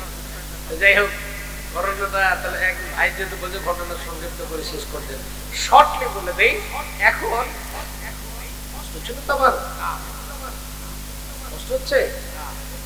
এখন ইহুদি বলতেছে ভাই বিশ্বর, তুমি যার সাথে থাকো তিনি তো বিচার করলেন, সেই বিচারও তোমার পছন্দ হয়নি? না, আমার বিচারটা পছন্দ হলো না, মানে যা হয় হোক জিনিসটা আমার হওয়া লাগবে, বুঝেননি? তো তাহলে কি করতে চাও? এখন তো গরিব মানুষ, কত তো সময় লাগবে, তুমি নবীর বিচার মানবো না, তাহলে কি করবা? বলতে চলো আমরা বিচারটা অন্য জায়গায় দাঁড় করাবো। কোথায় যাবো? চলো। নিয়ে গেছে হযরত ওমর রাদিয়াল্লাহু তাআলা আনহুর কাছে। কার কাছে? কার কাছে? কার কাছে? হযরত ওমর তো মানুষ তো খুব নরম মানুষ না, নরম মানুষ। বুখারীতে একটা হাদিস এসেছে, শুনেন। হযরত ওমর রাদিয়াল্লাহু তাআলা যে রাস্তা দিয়ে যেতেন, ভালো করে হাদিসটা শুনেন। হযরত ওমর রাদিয়াল্লাহু তাআলা যে রাস্তা দিয়ে যেতেন 22 কিলোমিটার এরিয়ার মধ্যে শয়তান থাকতো না। আর আমরা এমন নেতার অনুসরণ করি, শয়তান দূর থেকে এসে আমাদের সালাম আলাইকুম এখানে বলে। হযরত ওমর রাদিয়াল্লাহু তাআলা ইসলামের ইতিহাসে একজন সোনালী মানুষ ছিলেন, সুবহানাল্লাহ। একজন সোনালী মানুষ ছিলেন, তিনি যেমন নরম তেমন গরম ছিলেন। আল্লাহু আকবার। তিনি একক সিদ্ধান্ত নিয়েছিলেন 13টা জায়গাতে। আল্লাহ পাক পরবর্তীতে 13টা আয়াত নাযিল করে দিয়ে হযরত ওমর রাদিয়াল্লাহু তাআলার পক্ষে আমার আল্লাহ সিদ্ধান্ত দিয়েছিলেন। আমার ভাইরা, প্রত্যেকটা বাংলাদেশের প্রত্যেকটা ঘরে ঘরে যদি এক একটা করে হযরত ওমরের মতো সৈনিক তৈরি হয়ে যেত, ইসলাম আর মুসলমান বিদ্বেষীরা ইসলাম আর মুসলমানদের উপরে এমন আচরণ করতে পারতো না। জোরে বলেন ঠিক কিনা? তুমি বলেছো রাসূল দেবে না, বলনি দেবে বলনি দেবে না হামজা তারিখ, খালিদ বিজয় সমর, খালিদ বিজয় সমর। হযরত ওমর এত মাধুর্যপূর্ণ মানুষ ছিলেন। আল্লাহু আকবার, আল্লাহু আকবার। হযরত ওমর যেগুলি বলতে গেলে রাত পেরিয়ে যাবে, আপনাদের কথা শুনতে মন চাইবে। আল্লাহু আকবার। ছোট্ট একটা ঘটনা আমার মাথার মধ্যে চলে আসলো, বলবো না বাদ দেবো। হযরত ওমর রাদিয়াল্লাহু তাআলা একবার মসজিদে নববীতে খুতবা দিচ্ছেন। তিনি মদিনার রাষ্ট্রপ্রধান, মদিনার প্রেসিডেন্ট, মদিনার খলিফা হযরত ওমর রাদিয়াল্লাহু তাআলা খুতবা দিচ্ছেন। নতুন একটা জামা, সবসাথে নতুন জামা গায়েতে খুতবা দিচ্ছেন। এমন সময় খুতবা যখন দেওয়া হয়, খুতবা চলন্ত অবস্থায় আমরা ইমাম সাহেব দাঁড় করায় না কথা বলি চুপ করে খুতবা শুনি আমরা। কিন্তু হযরত ওমর যখন খুতবা দিচ্ছেন, পাশ থেকে একজন লোক তারা বলছে, ওমর খুতবা বন্ধ করেন, আমরা কোন সুরের মুখে খুতবা শুনবো না। রাষ্ট্রপ্রধান, চিন্তা করেন, প্রেসিডেন্ট রাষ্ট্রপ্রধানকে চোর বলতেছে ডাইরেক্ট। আমাদের দেশে যদি কোনো চেয়ারম্যান মেম্বার যদি আমরা বলতাম চোর, মসজিদে সাইজ হতো, বাইরে যেতে দিত, ওখানে টাইট করত। আর রাষ্ট্রের প্রধান প্রেসিডেন্টকে চোর বলতেছে। যে চোর বলেছে, চিনি যত গরম তিনি আবার ততটাই কিন্তু নরম হতে পারেন। আল্লাহু আকবার। হযরত ওমর ভয় করতেন কাকে? ভয় করতেন কাকে? এত ভয় করতেন হযরত ওমর। চিন্তা করেছেন যে ওমর দুনিয়াতে থাকতে নবীজি বলল, ওমর তুমি জান্নাতি। সুবহানাল্লাহ। আবু বকর জান্নাতি, ওমর জান্নাতি, উসমান জান্নাতি, মানে জান্নাতের ঘোষণা প্রাপ্ত সাহাবী ছিলেন হযরত ওমর। তারপরেও ভয় করতেন আল্লাহ যে আমার কি করবে। আল্লাহ রাসূলের বিদায়ের পরে হযরত হুযায়ফা রাদিয়াল্লাহু তাআলা 40 জন মুনাফিকের একটা তালিকা আমার নবী করে দিয়েছিলেন। মানে হযরত হুযায়ফা ওই 40 জন মানুষের নাম হযরত হুযায়ফা জানতেন। রাসূল একটু লিস্ট করে দিয়েছিলেন যে এই লোকগুলা মুনাফিক। কে লিস্ট করেছিলেন? কে? হযরত আল্লাহর নবী করেছিলেন, হুযায়ফা রাদিয়াল্লাহু তাআলা ছিল। এখন হযরতে হুযায়ফার কাছে নবীজি বিদায়ের পরে হযরত হুযায়ফার কাছে হযরত ওমর গেছেন। বাচ্চার মতো কাঁদতেছেন, ছোট বাচ্চার মতো হাওয়া করে কাঁদতেছেন। দেখেন, জান্নাতি সাহাবী, সুসংবাদ দিয়েছেন নবী নিজে, তারপরেও কাঁদতেছে। হযরত হুযায়ফার কাছে গিয়ে কাঁদতেছে আর বলতেছে, ভাই হুযায়ফা রে, অনুরোধ করতেছে, ভাই হুযায়ফা, তোমার কাছে নবী 40 জন মুনাফিকের একটা লিস্ট দিয়েছিল, ওই তালিকা একটু খুঁজে দেখো তো, আমি ওমরের নাম তো আছে নাকি। কত বড় বিনয়ী মানুষ। সে হযরত ওমর খুতবা দিচ্ছেন, বলছেন সূরের খুতবা শুনবো না। হযরত ওমর থর করে কাঁপতেছেন আর চোখ দিয়ে টিপ টিপ করে দাড়ি ভিজে পানি পড়তেছে। বলছেন, কেন ভাই?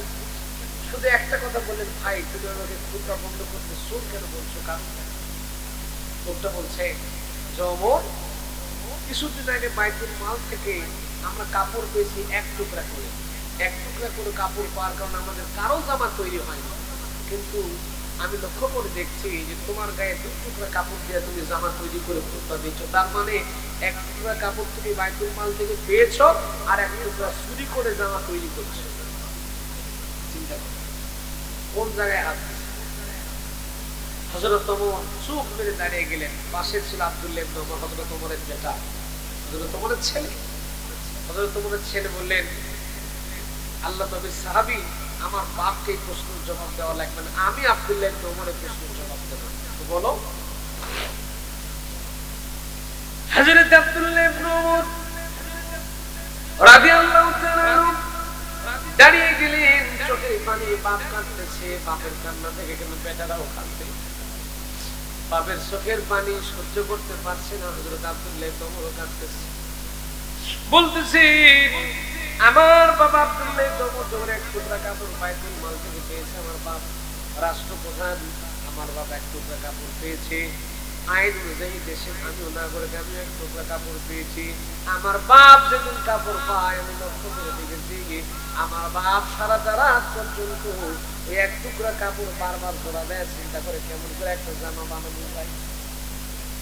শেষ কার্যকর হয়ে গেছে, তাহাজ্জুদের সেজদায় আমার বাপ পড়ে আছে, তাহাজ্জুদের মধ্যে আমার বাপ কাঁদতেছে আর আল্লাহর সাথে কথা বলতেছে, আল্লাহ, আমি দেশের খলিফা, আমার ছেঁড়া খাবো, অর্ধ সভ্যতা পরধৃতি করেছে শাসন, ছেঁড়া তালি দিয়া জামা গায়, 18 বস্তা মাথায় দিয়া সে দিল দুস্থমাই। আজ কোথা গেল সেই মানব দরদি তৌহিদি সন্তান, কোথায় গেল সেই সোনার মানুষ, কোথায় গেল সেই মুসলমান। হযরত ওমর সিজদায় পড়ে কাঁদতেছে। আব্দুল্লাহ ইবনে ওমর বলেন, আমার বাপের কান্না আমি শুনতে পেলাম পাশের ঘর থেকে। কান্না শোনার পরে লক্ষ্য করে দেখলাম আমার বাপের ঘরের পাশে গিয়ে দাঁড়িয়ে আছি। লক্ষ্য করে দেখতে আমার বাপ কাঁদতেছে আর কাপড় পরে আছে। আল্লাহর কাছে বলতেছে, আল্লাহ আর এক টুকরা কাপড় যদি পেতাম তাহলে আমি ওমর একটা নতুন জামা কাপড় তৈরি করতাম, একটা জুব্বা বানাতাম, যেটা পরে আমি একটু নামাজের খুতবা দিতে পারতাম। হযরত আব্দুল্লাহ ইবনে ওমর তিনি যে কাপড়টা পেয়েছিলেন সেই কাপড়টুকু নিয়ে ছুটে চলে গেলেন। বাপ হযরত ওমরের হাত তুলে দিলেন, ডাকতে বলেন, হে আমার পিতা ওমর, আপনার তো কাপড় নেই, আপনার তো জামা নাই, আমি এক টুকরা কাপড় পেয়েছি, আপনি এক টুকরা কাপড় পেয়েছেন, আমি আপনার সন্তান আব্দুল্লাহ ইবনে ওমর, আপনার জন্য আমার জামাটা আমার কাপড়টা আপনাকে আমি দান করে দিলাম। কি মানুষ ছিল! আল্লাহু আকবার। সেই হযরত ওমরের কাছে বিচারটা চলে গেছে, মনে আছে আপনাদের? বিষয় নিয়ে গেছে ছানি করার জন্য। ইহুদি আর বিষয় দুজনে মিলে গেছে।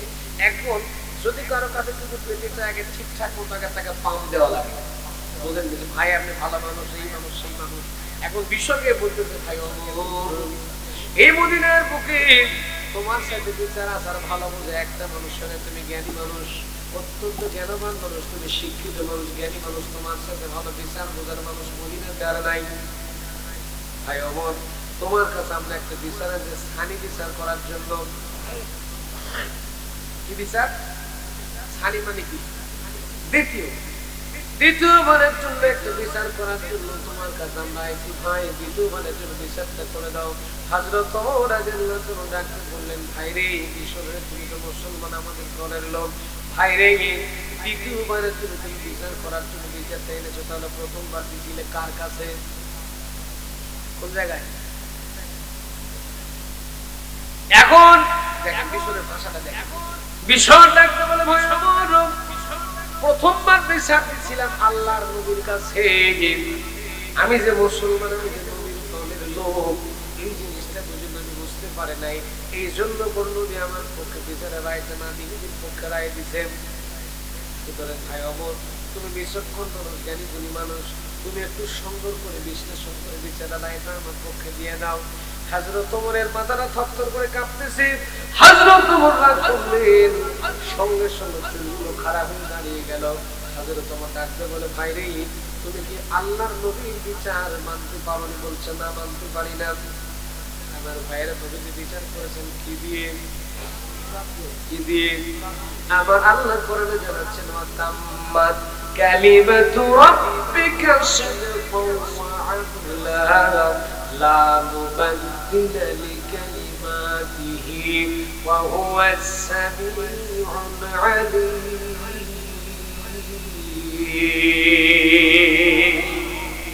নবীজি বিচার করলেন কোরআন দিয়া, সেই বিচার তুমি মানতে পারো না? বলে, না, মানতে পারি নাই। হযরত ওমর বললেন, ভাই না, তোমার বিচারটা একটু অপেক্ষা করো, তোমার বিচার আমি করছি, একটু বাড়ির মধ্যে যাওয়া লাগবে। ওয়াস্ত আপনাদের সম্মুখস্থ। এইবার যখন হযরত ওমর বাড়ির ভিতরে গেলেন, বাড়ির মধ্যে যাওয়ার পরে একটা কালো চাদর পরিধান করলেন, দুইজনকে বাইরে রেখে দিয়েছেন, বলছেন তোমরা অপেক্ষা করো, আমি বাড়ির ভিতর থেকে আসি। বাড়ির ভিতরে যাওয়ার পরে তরবারিটা বগলের মধ্যে নিলেন, কালো চাদর পরে আসলেন। আসার পরে মুসলমান বিষয়ের হাতের মুষ্টিতে বাম হাতে মাথার চুলগুলো ধরলেন। ধরার পরে আল্লাহু আকবার বলে তরবারি চালিয়ে দিলেন। ডাকতে বলল, যে লোক আল্লাহর নবীর বিচার যে লোক মানতে পারে না, ওর বিচারটা মুখ দিয়া হবে না, এরকম করে তরবারি দিয়ে করে দেওয়া লাগবে। তরবারি দিয়ে কেটে দু টুকরা করে দিল। মুসলমানের মাথায় থেকে দিওয়ানের দিকে পড়ে গেছে। এতে ইহুদি চিন্তা করলে আমার জমির দরকার নাই, মার ইহুদি চিন্তা করে সর্বনাশ, সেই লোক নিজের দলের ফেলে মানে বাচ্চা রাখবে, মার জমি দরকার নাই, আগে জান বাঁচানো লাগবে, দৌড়ে চলে যাচ্ছে। হযরত ওমর রাদিয়াল্লাহু তাআলা ডাকতে বললেন, ভাই রে ইহুদি তুমি যাও, তোমাকে যাওয়ার দরকার নাই, তুমি আমার কাছে চলে আসো। হযরত ওমর রাদিয়াল্লাহু তাআলা যখন চলে আসলো, আসার পরে ডাকতে বললো, ভাই সেই দলের হোক না কেন, যে গোষ্ঠীর হোক, যে জাতির হোক, যে বর্ণের হোক, যেই হোক না কেন, ইসলাম আর মুসলমান কোরআন কোনো জাতি দেখে না, ধর্ম দেখে না, বর্ণ দেখে না, কোরআন দেখে যেটা ইনসাফ, যেটা আদল, যেটা ন্যায় সঙ্গত, যেটা হক, যেটা সেটাই দেখে। সুতরাং জমিটা তোমার প্রাপ্য, তোমার অধিকার। যে লোকটা জমির সংক্রান্ত সম্পর্কে ঝামেলা করছিল, আমি তাকে দুনিয়া থেকে বিদায় করে দিয়ে তোমার জন্য রাস্তা ক্লিয়ার করে দিয়েছি।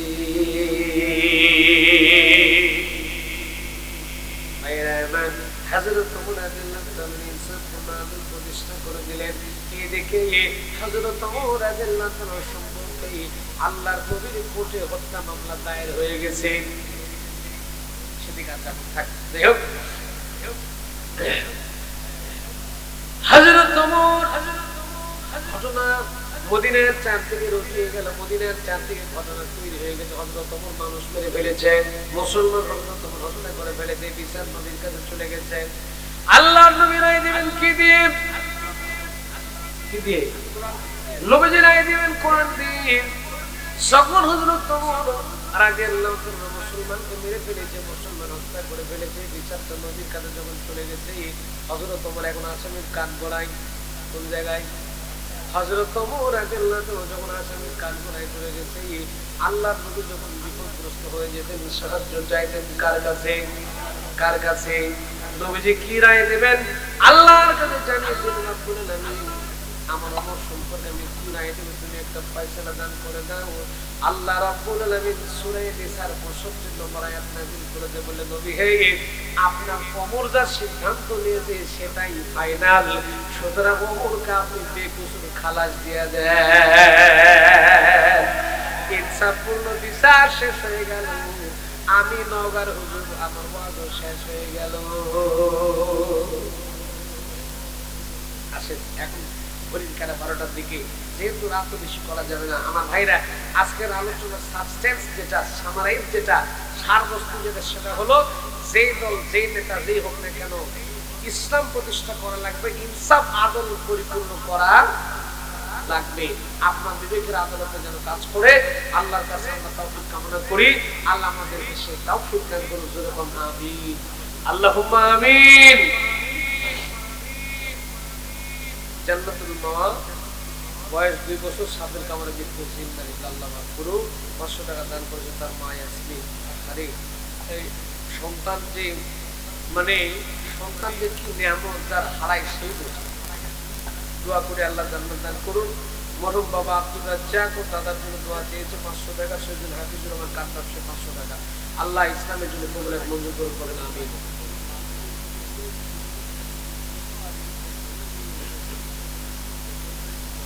আচ্ছা আচ্ছা, সকলের জন্য দোয়া হবে যারা বিদায় হয়ে গিয়েছে।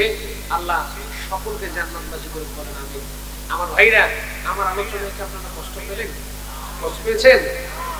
আমি আপনাদেরকে সদাই ইসলাহ করলাম, সংশোধন করে দিলাম। আমাদের জীবনে ভুলভ্রান্তি থাকতে পারে, আমাদের এখনই সংশোধন হওয়ার দরকার আছে না নাই?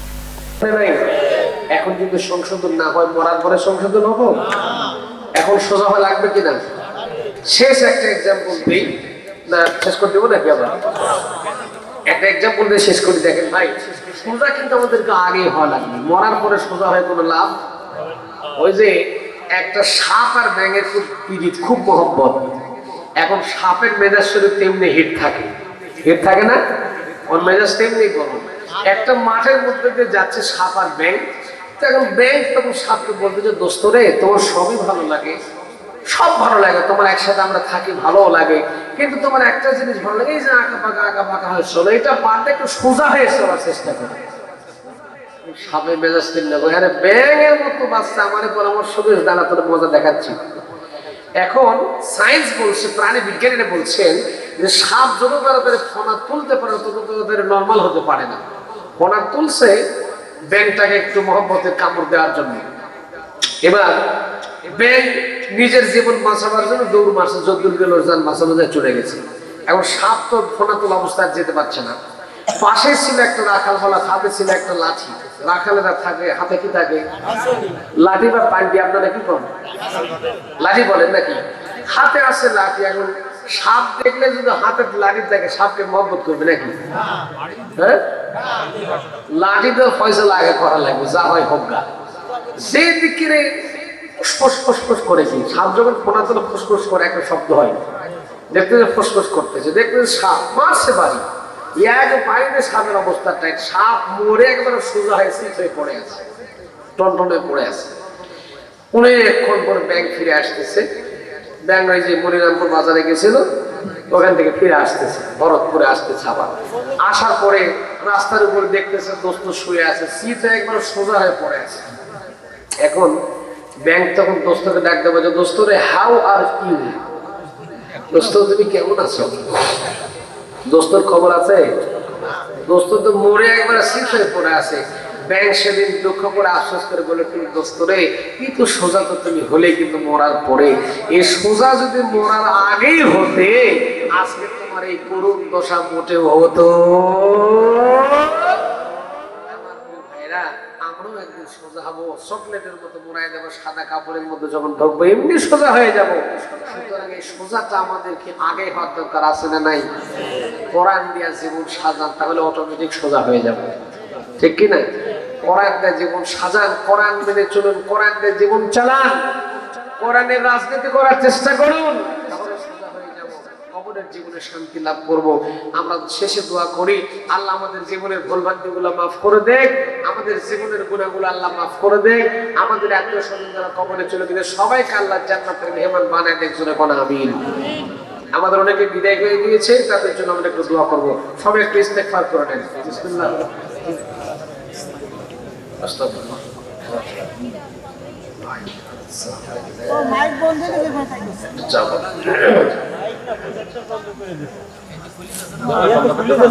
খুলে দিয়েছে, এখন আর চলবে না ওটা। দোয়া হচ্ছে তো, ওটা বন্ধ করে দাও। দোয়া হচ্ছে, দেখতে বন্ধ করে দাও। দোয়া করো কি শেষ হয়ে গেছে? হ্যাঁ দেখ। ছোট ছোট সূরা ফাতিহা পড়ো তিনবার। বিসমিল্লাহির রহমানির রহিম। আলহামদুলিল্লাহি রাব্বিল আলামিন। إياك نعبد وإياك نستعين اهدنا الصراط المستقيم صراط الذين أنعمت عليهم غير المغضوب عليهم ولا الضالين. بسم الله. الحمد لله رب العالمين.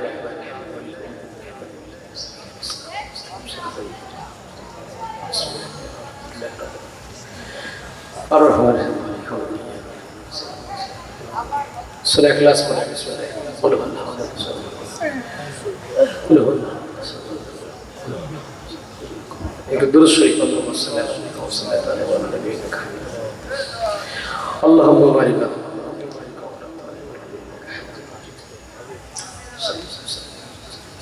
ভাইরা, আমাদের জীবনের গুনাহ আছে, আমরা প্রত্যেকেই গুনাহগার। ওই যে বাংলাদেশের এক বাটপার কয়েকদিন ফেসবুকে বলতেছে, আপনারা আমিন বলেন, আমি আমিন কই না, আমার জীবনে গুনাহই নেই। ফেসবুকে দেখেছেন? উনি দেখেন এক বাটপার বলতেছে যে আমি আপনারা আমিন কোন, আমি আমিন কই না, আমার জীবনে গুনাহ নাই, আমি আমিন কবুল থেকে। আচ্ছা বলেন, আমরা গুনাহ ছাড়া এখানে কেউ আছে বলতে পারবো? আল্লাহই ভালো জানে আমাদের কার কথা। আমি এত বড় হুজুর, কত যে জীবনে গুনাহ করছে একমাত্র আল্লাহই ভালো জানে। আল্লাহ যদি ক্ষমা না করে, রহমতের দৃষ্টি দিয়ে যদি না তাকায়, জাহান্নামে ছাড়া যাওয়ার কোনো উপায় নেই। এই জন্য তো আমাদের নবী দোয়া শেখায় দিয়েছেন, আল্লাহুম্মা হাসিবনি হিসাবান ইয়াসিরা। নবীজি দোয়া করতেন, নবীজির জীবনে কোনো গুনাহ আছে? তারপরও নবী দোয়া করতেন, আল্লাহ আমার হিসাব নিকাশটা সহজ করে দাও। এই দোয়াটা করবেন, আল্লাহুম্মা হাসিবনি হিসাবান ইয়াসিরা, আল্লাহ আমার হিসাব নিকাশ সহজ করো। হিসাব নিকাশ সহজ যদি হয়, ওই লোকটা আল্লাহ জান্নাতে চলে যাবে। আর আল্লাহ যদি কাউকে ধরে, এই জন্য আল্লাহর কাছে বেশি বেশি করে বলুন, আল্লাহ আমার হিসাব নিকাশ সহজ করো, আল্লাহ আমার হিসাব নিকাশ সহজ করো। আমল দিয়ে, নামাজ দিয়ে, রোজা দিয়ে, হজ দিয়ে, যাকাত দিয়ে আল্লাহকে আপনি খুশি করতে পারবেন না। একমাত্র আল্লাহ যদি আপনার দিকে রহমতের দৃষ্টি দিয়ে না তাকায়। আপনি চিন্তা করতেছেন আমি তো নামাজ পড়ি, 5 ওয়াক্ত রোজা করি, হজ করি, যাকাত দেই, করি সেই করি, আমি তো জান্নাতের টিকিট কেটে বসে আছি, বলা যাবে? আল্লাহ পাক এই জন্য আল্লাহর কাছে চাইতে হবে, আল্লাহ জীবনের গুনাহগুলো মাফ করে দাও। আল্লাহ চাইলে মাফ করতে, তিনি তো রহমান, তার তো দয়ার কোনো শেষ নাই। দয়া শেষ আছে? দয়ার সাগর তিনি। আমরা তার কাছে কাঁদবো জীবনের গুনাহগুলো যেন আল্লাহ মাফ করে দেয়। ভাইরা, হাদিস শরীফে একটা হাদিস এসেছে, আল্লাহ রাসূল বলেছেন, বান্দা যদি কাঁদে, চোখের একটা ফোঁটা পানি যদি গুনার জন্য বের করতে পারেন, 1 ফোঁটা পানি জাহান্নামের আগুনকে নিভানোর জন্য যথেষ্ট হয়ে যায়। বান্দাকে আল্লাহ এত ভালোবাসেন, এত ভালোবাসেন, এই জন্য একটু কাঁদবো, আল্লাহ যেন জীবনের গুনাহগুলো মাফ করে দেয়। আমরা মাথা করে আল্লাহর কাছে কথা বলে দেবো, কে কোথায় কোন গুনাহ করেছেন সেই গুনাহগুলোর কথা মনে করেন। সবাই সামনে কি বক্তব্য আছে? আচ্ছা, আচ্ছা,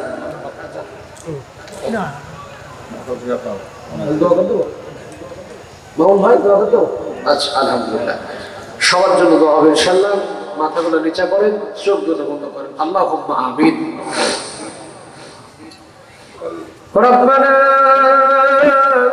ظلمنا أنفسنا وإن لم تغفر لنا وترحمنا لنكونن من الخاسرين ربنا لا تزغ قلوبنا بعد إذ هديتنا وهب لنا من لدنك رحمة إنك أنت الوهاب ও মালিক আল্লাহ, আরশ আজিম থেকে ভরতপুর উত্তরপাড়ার দিকে তুমি তাকায় দেখো আল্লাহ রব্বুল আলামিন। আল্লাহ, এতক্ষণ পর্যন্ত তোমার বান্দা বান্দীদেরকে নিয়ে কোরআনুল কারীম থেকে হাদিস শরীফ সহ বিভিন্ন রেফারেন্স দিয়ে কথা বলেছে আল্লাহ। তোমার বান্দারা কোরআন শোনার জন্য পাগল প্রায় হয়ে আছে আল্লাহ। আল্লাহ, আমরা তো গুনাহগার আল্লাহ, গুনাহ করে করে গুনার পাহাড় বানায় দিছি আল্লাহ। আমাদের গুনার দিকে তুমি তাকায় দেখো না ও মালিক আল্লাহ। আমাদেরকে যে রহমতের দৃষ্টি দিয়ে তৈরি করেছো, মেহেরবানি করে রহমতের দৃষ্টি দিয়ে তুমি আমাদের দিকে তাকাও আল্লাহ। মাবুদ, জানি না কোন দিন যে কার গ্রেফতারি পরোয়ানা জারি হয়ে যাবে আল্লাহ গো। আমাদের ভেতর থেকে কার জন্য যে ফ্যাক্টরি থেকে জানাজার কাপড়ের সাদা কাপড়টা বাজারে দোকানে বের হয়ে গেছে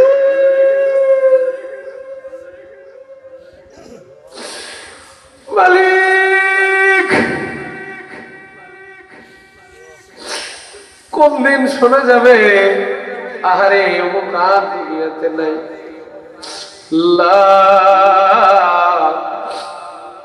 কোন দিন যে লাশ হয়ে বাড়ির আঙ্গিনায় পড়ে থাকবো।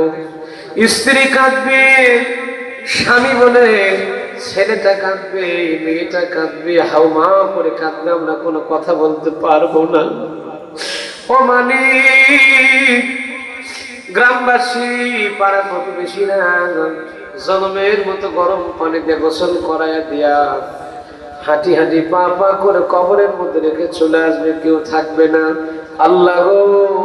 তোমার শাহী দরবারে দরখাস্ত করি মাওলা, মেহেরবানি করে তুমি স্বয়ং আল্লাহ আমাদের কবরের জীবনের সাথী হয়ে যেও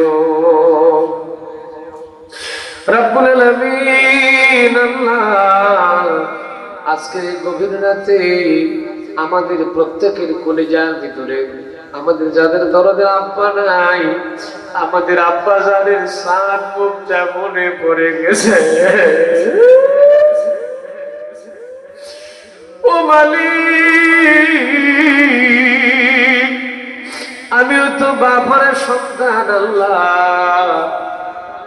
মাহফিল করে যখন বাড়ি যেতাম, দরজা বাপ মা দুজনে মিলে খুলতো, আমি বলতাম আব্বা তুমি ঘুমাও না, আব্বা তুমি ঘুমাও না। আব্বা বলে বাবা রে তুমি বাড়ির বাইরে আছো, ঘুমাতে পারি না, তোমার জন্য টেনশন ফিল করি। এখন বাড়ি গেলে লক্ষ্য করে দেখি জনম দুঃখিনী মায়ের ঠোঁট দুটা শুকনা শুকনা লাগে। বাপ তার দরজা খুলে দেয়। ও আল্লাহ, আমার মতো বাপ হারা এতিম যারা আছে আল্লাহ মেহেরবানি করে আমাদের আব্বা জানের জীবনের গুনাহগুলা মাফ করে দে, কবরগুলা জান্নাত বানায়া দাও। ও মালিক আল্লাহ, আমাদের অনেকের জনম দুঃখিনী মা দুনিয়াতে না। হাদিসে পড়লাম মায়ের পেটে যখন এসেছিলাম 6 মাস থেকে 7 মাস বয়স যখন হয়ে যায়, আমার নবী বলেন আল্লাহ তখন পা দুটাকে মায়ের কলিজার সাথে সেট করে দেয়। মা উঠতে পারে না, বসতে পারে না, খেতে পারে না, চলতে ফিরতে আমরা মায়ের কলিজার সঙ্গে বারবার লাথি মারি। বিশ্বনবী বলেন প্রত্যেকটা সন্তান কমপক্ষে হলেও এক একটা মায়ের কলিজায় 4500 বার কলিজার মধ্যে লাথি মারে। আল্লাহ,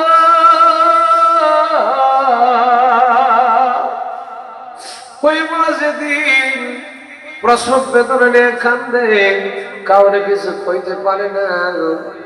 মা যেদিন বাচ্চা প্রসব করার জন্য বাবার বাড়ি চলে যাবে, গভীর রাতে আমাদের আব্বার গলা জড়ায় ধরে একবার, পা জড়ায় ধরে বলে একবার, প্রাণের স্বামী গো, আমার পেটের মধ্যে বাচ্চা আছে, তোমার ঘরেও 2-3টা বাচ্চা আমার আছে, বাচ্চা প্রসব করার জন্য বাবার বাড়ি যাচ্ছি, আমার পেটে বাচ্চা, মন বলছে আমি বুঝি বাচ্চা হইতে গিয়ে মরে যাব,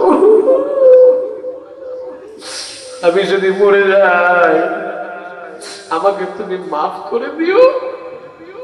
প্রাণের স্বামী গো, বাচ্চা জন্ম দিতে গিয়া যদি মরে যায়, বাড়িতে নতুন আর একটা বউ এনে তোমার ঘরে আমার যে বাচ্চাগুলো আছে, আমার বাচ্চাগুলো তুমি ভাষায় দিও না।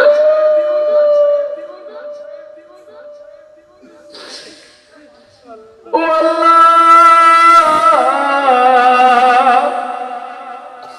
ওই মা যার নাই আল্লাহ, বাপ যার দুনিয়াতে নাই আল্লাহ, মেহেরবানি করে আমাদের আব্বা আম্মার জীবনের গুনাহগুলা ভুলে যাও, আমাদের আব্বা আম্মার কবরগুলাকে জান্নাতের কবর বানায়া দাও।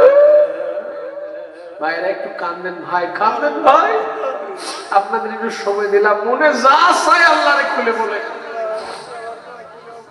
আল্লাহ যা যা মনে চায় আল্লাহকে বলেন। ভাই আজকে কাঁদবেন না তো কবে কাঁদবে?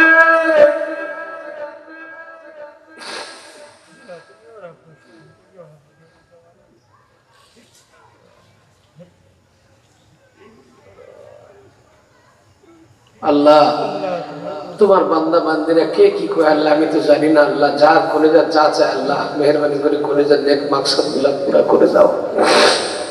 আমাদের আব্বা আম্মা যাদের কবরে গেছে আল্লাহ কবর গুলাকে জান্নাত বানিয়ে দাও, যাদের বেঁচে আছে সুস্থ রাখো, ভালো রাখো, নেক হায়াত দান করে দাও। রব্বির হামহুমা কামা রাব্বায়ানি সগীরা, রব্বির হামহুমা কামা রাব্বায়ানি সগীরা।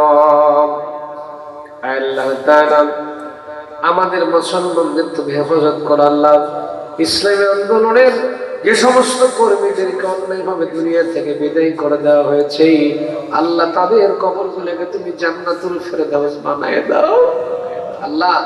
এই দেশটাকে তুমি কোরআনের রাজ কায়েম করে দাও আল্লাহ। এই দেশ যেন কোরআন দিয়ে চলে সে তৌফিক দান করো আল্লাহ। আল্লাহ আমাদের ছোট্ট ভূখণ্ড, ছোট্ট বাংলাদেশ সমস্ত ষড়যন্ত্রের হাত থেকে তুমি আমাদের এই দেশটাকে হেফাজত করো আল্লাহ। আল্লাহ আমাদের রক্ষা করো আল্লাহ। আল্লাহ এ মাহফিলের জন্য যারা টাকা দিল, পয়সা দিল, শ্রম দিল, মেধা দিল, বুদ্ধি দিল, বিবেক দিল, যে যেভাবে পারলো সাহায্য করলো, সহযোগিতা করলো, প্রত্যেককে তুমি কবুল করো আল্লাহ। নেক হায়াত দান করে দাও আল্লাহ। যারা কবরবাসী আছে আল্লাহ কবরবাসীদেরকে মাফ করে দাও।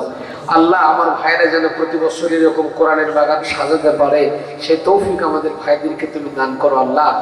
আমার মামুন অনেক কষ্ট করে এত সুন্দর আয়োজনের আঞ্জাম দিল ভাইদেরকে, কমিটির ভাইদেরকে নিয়ে।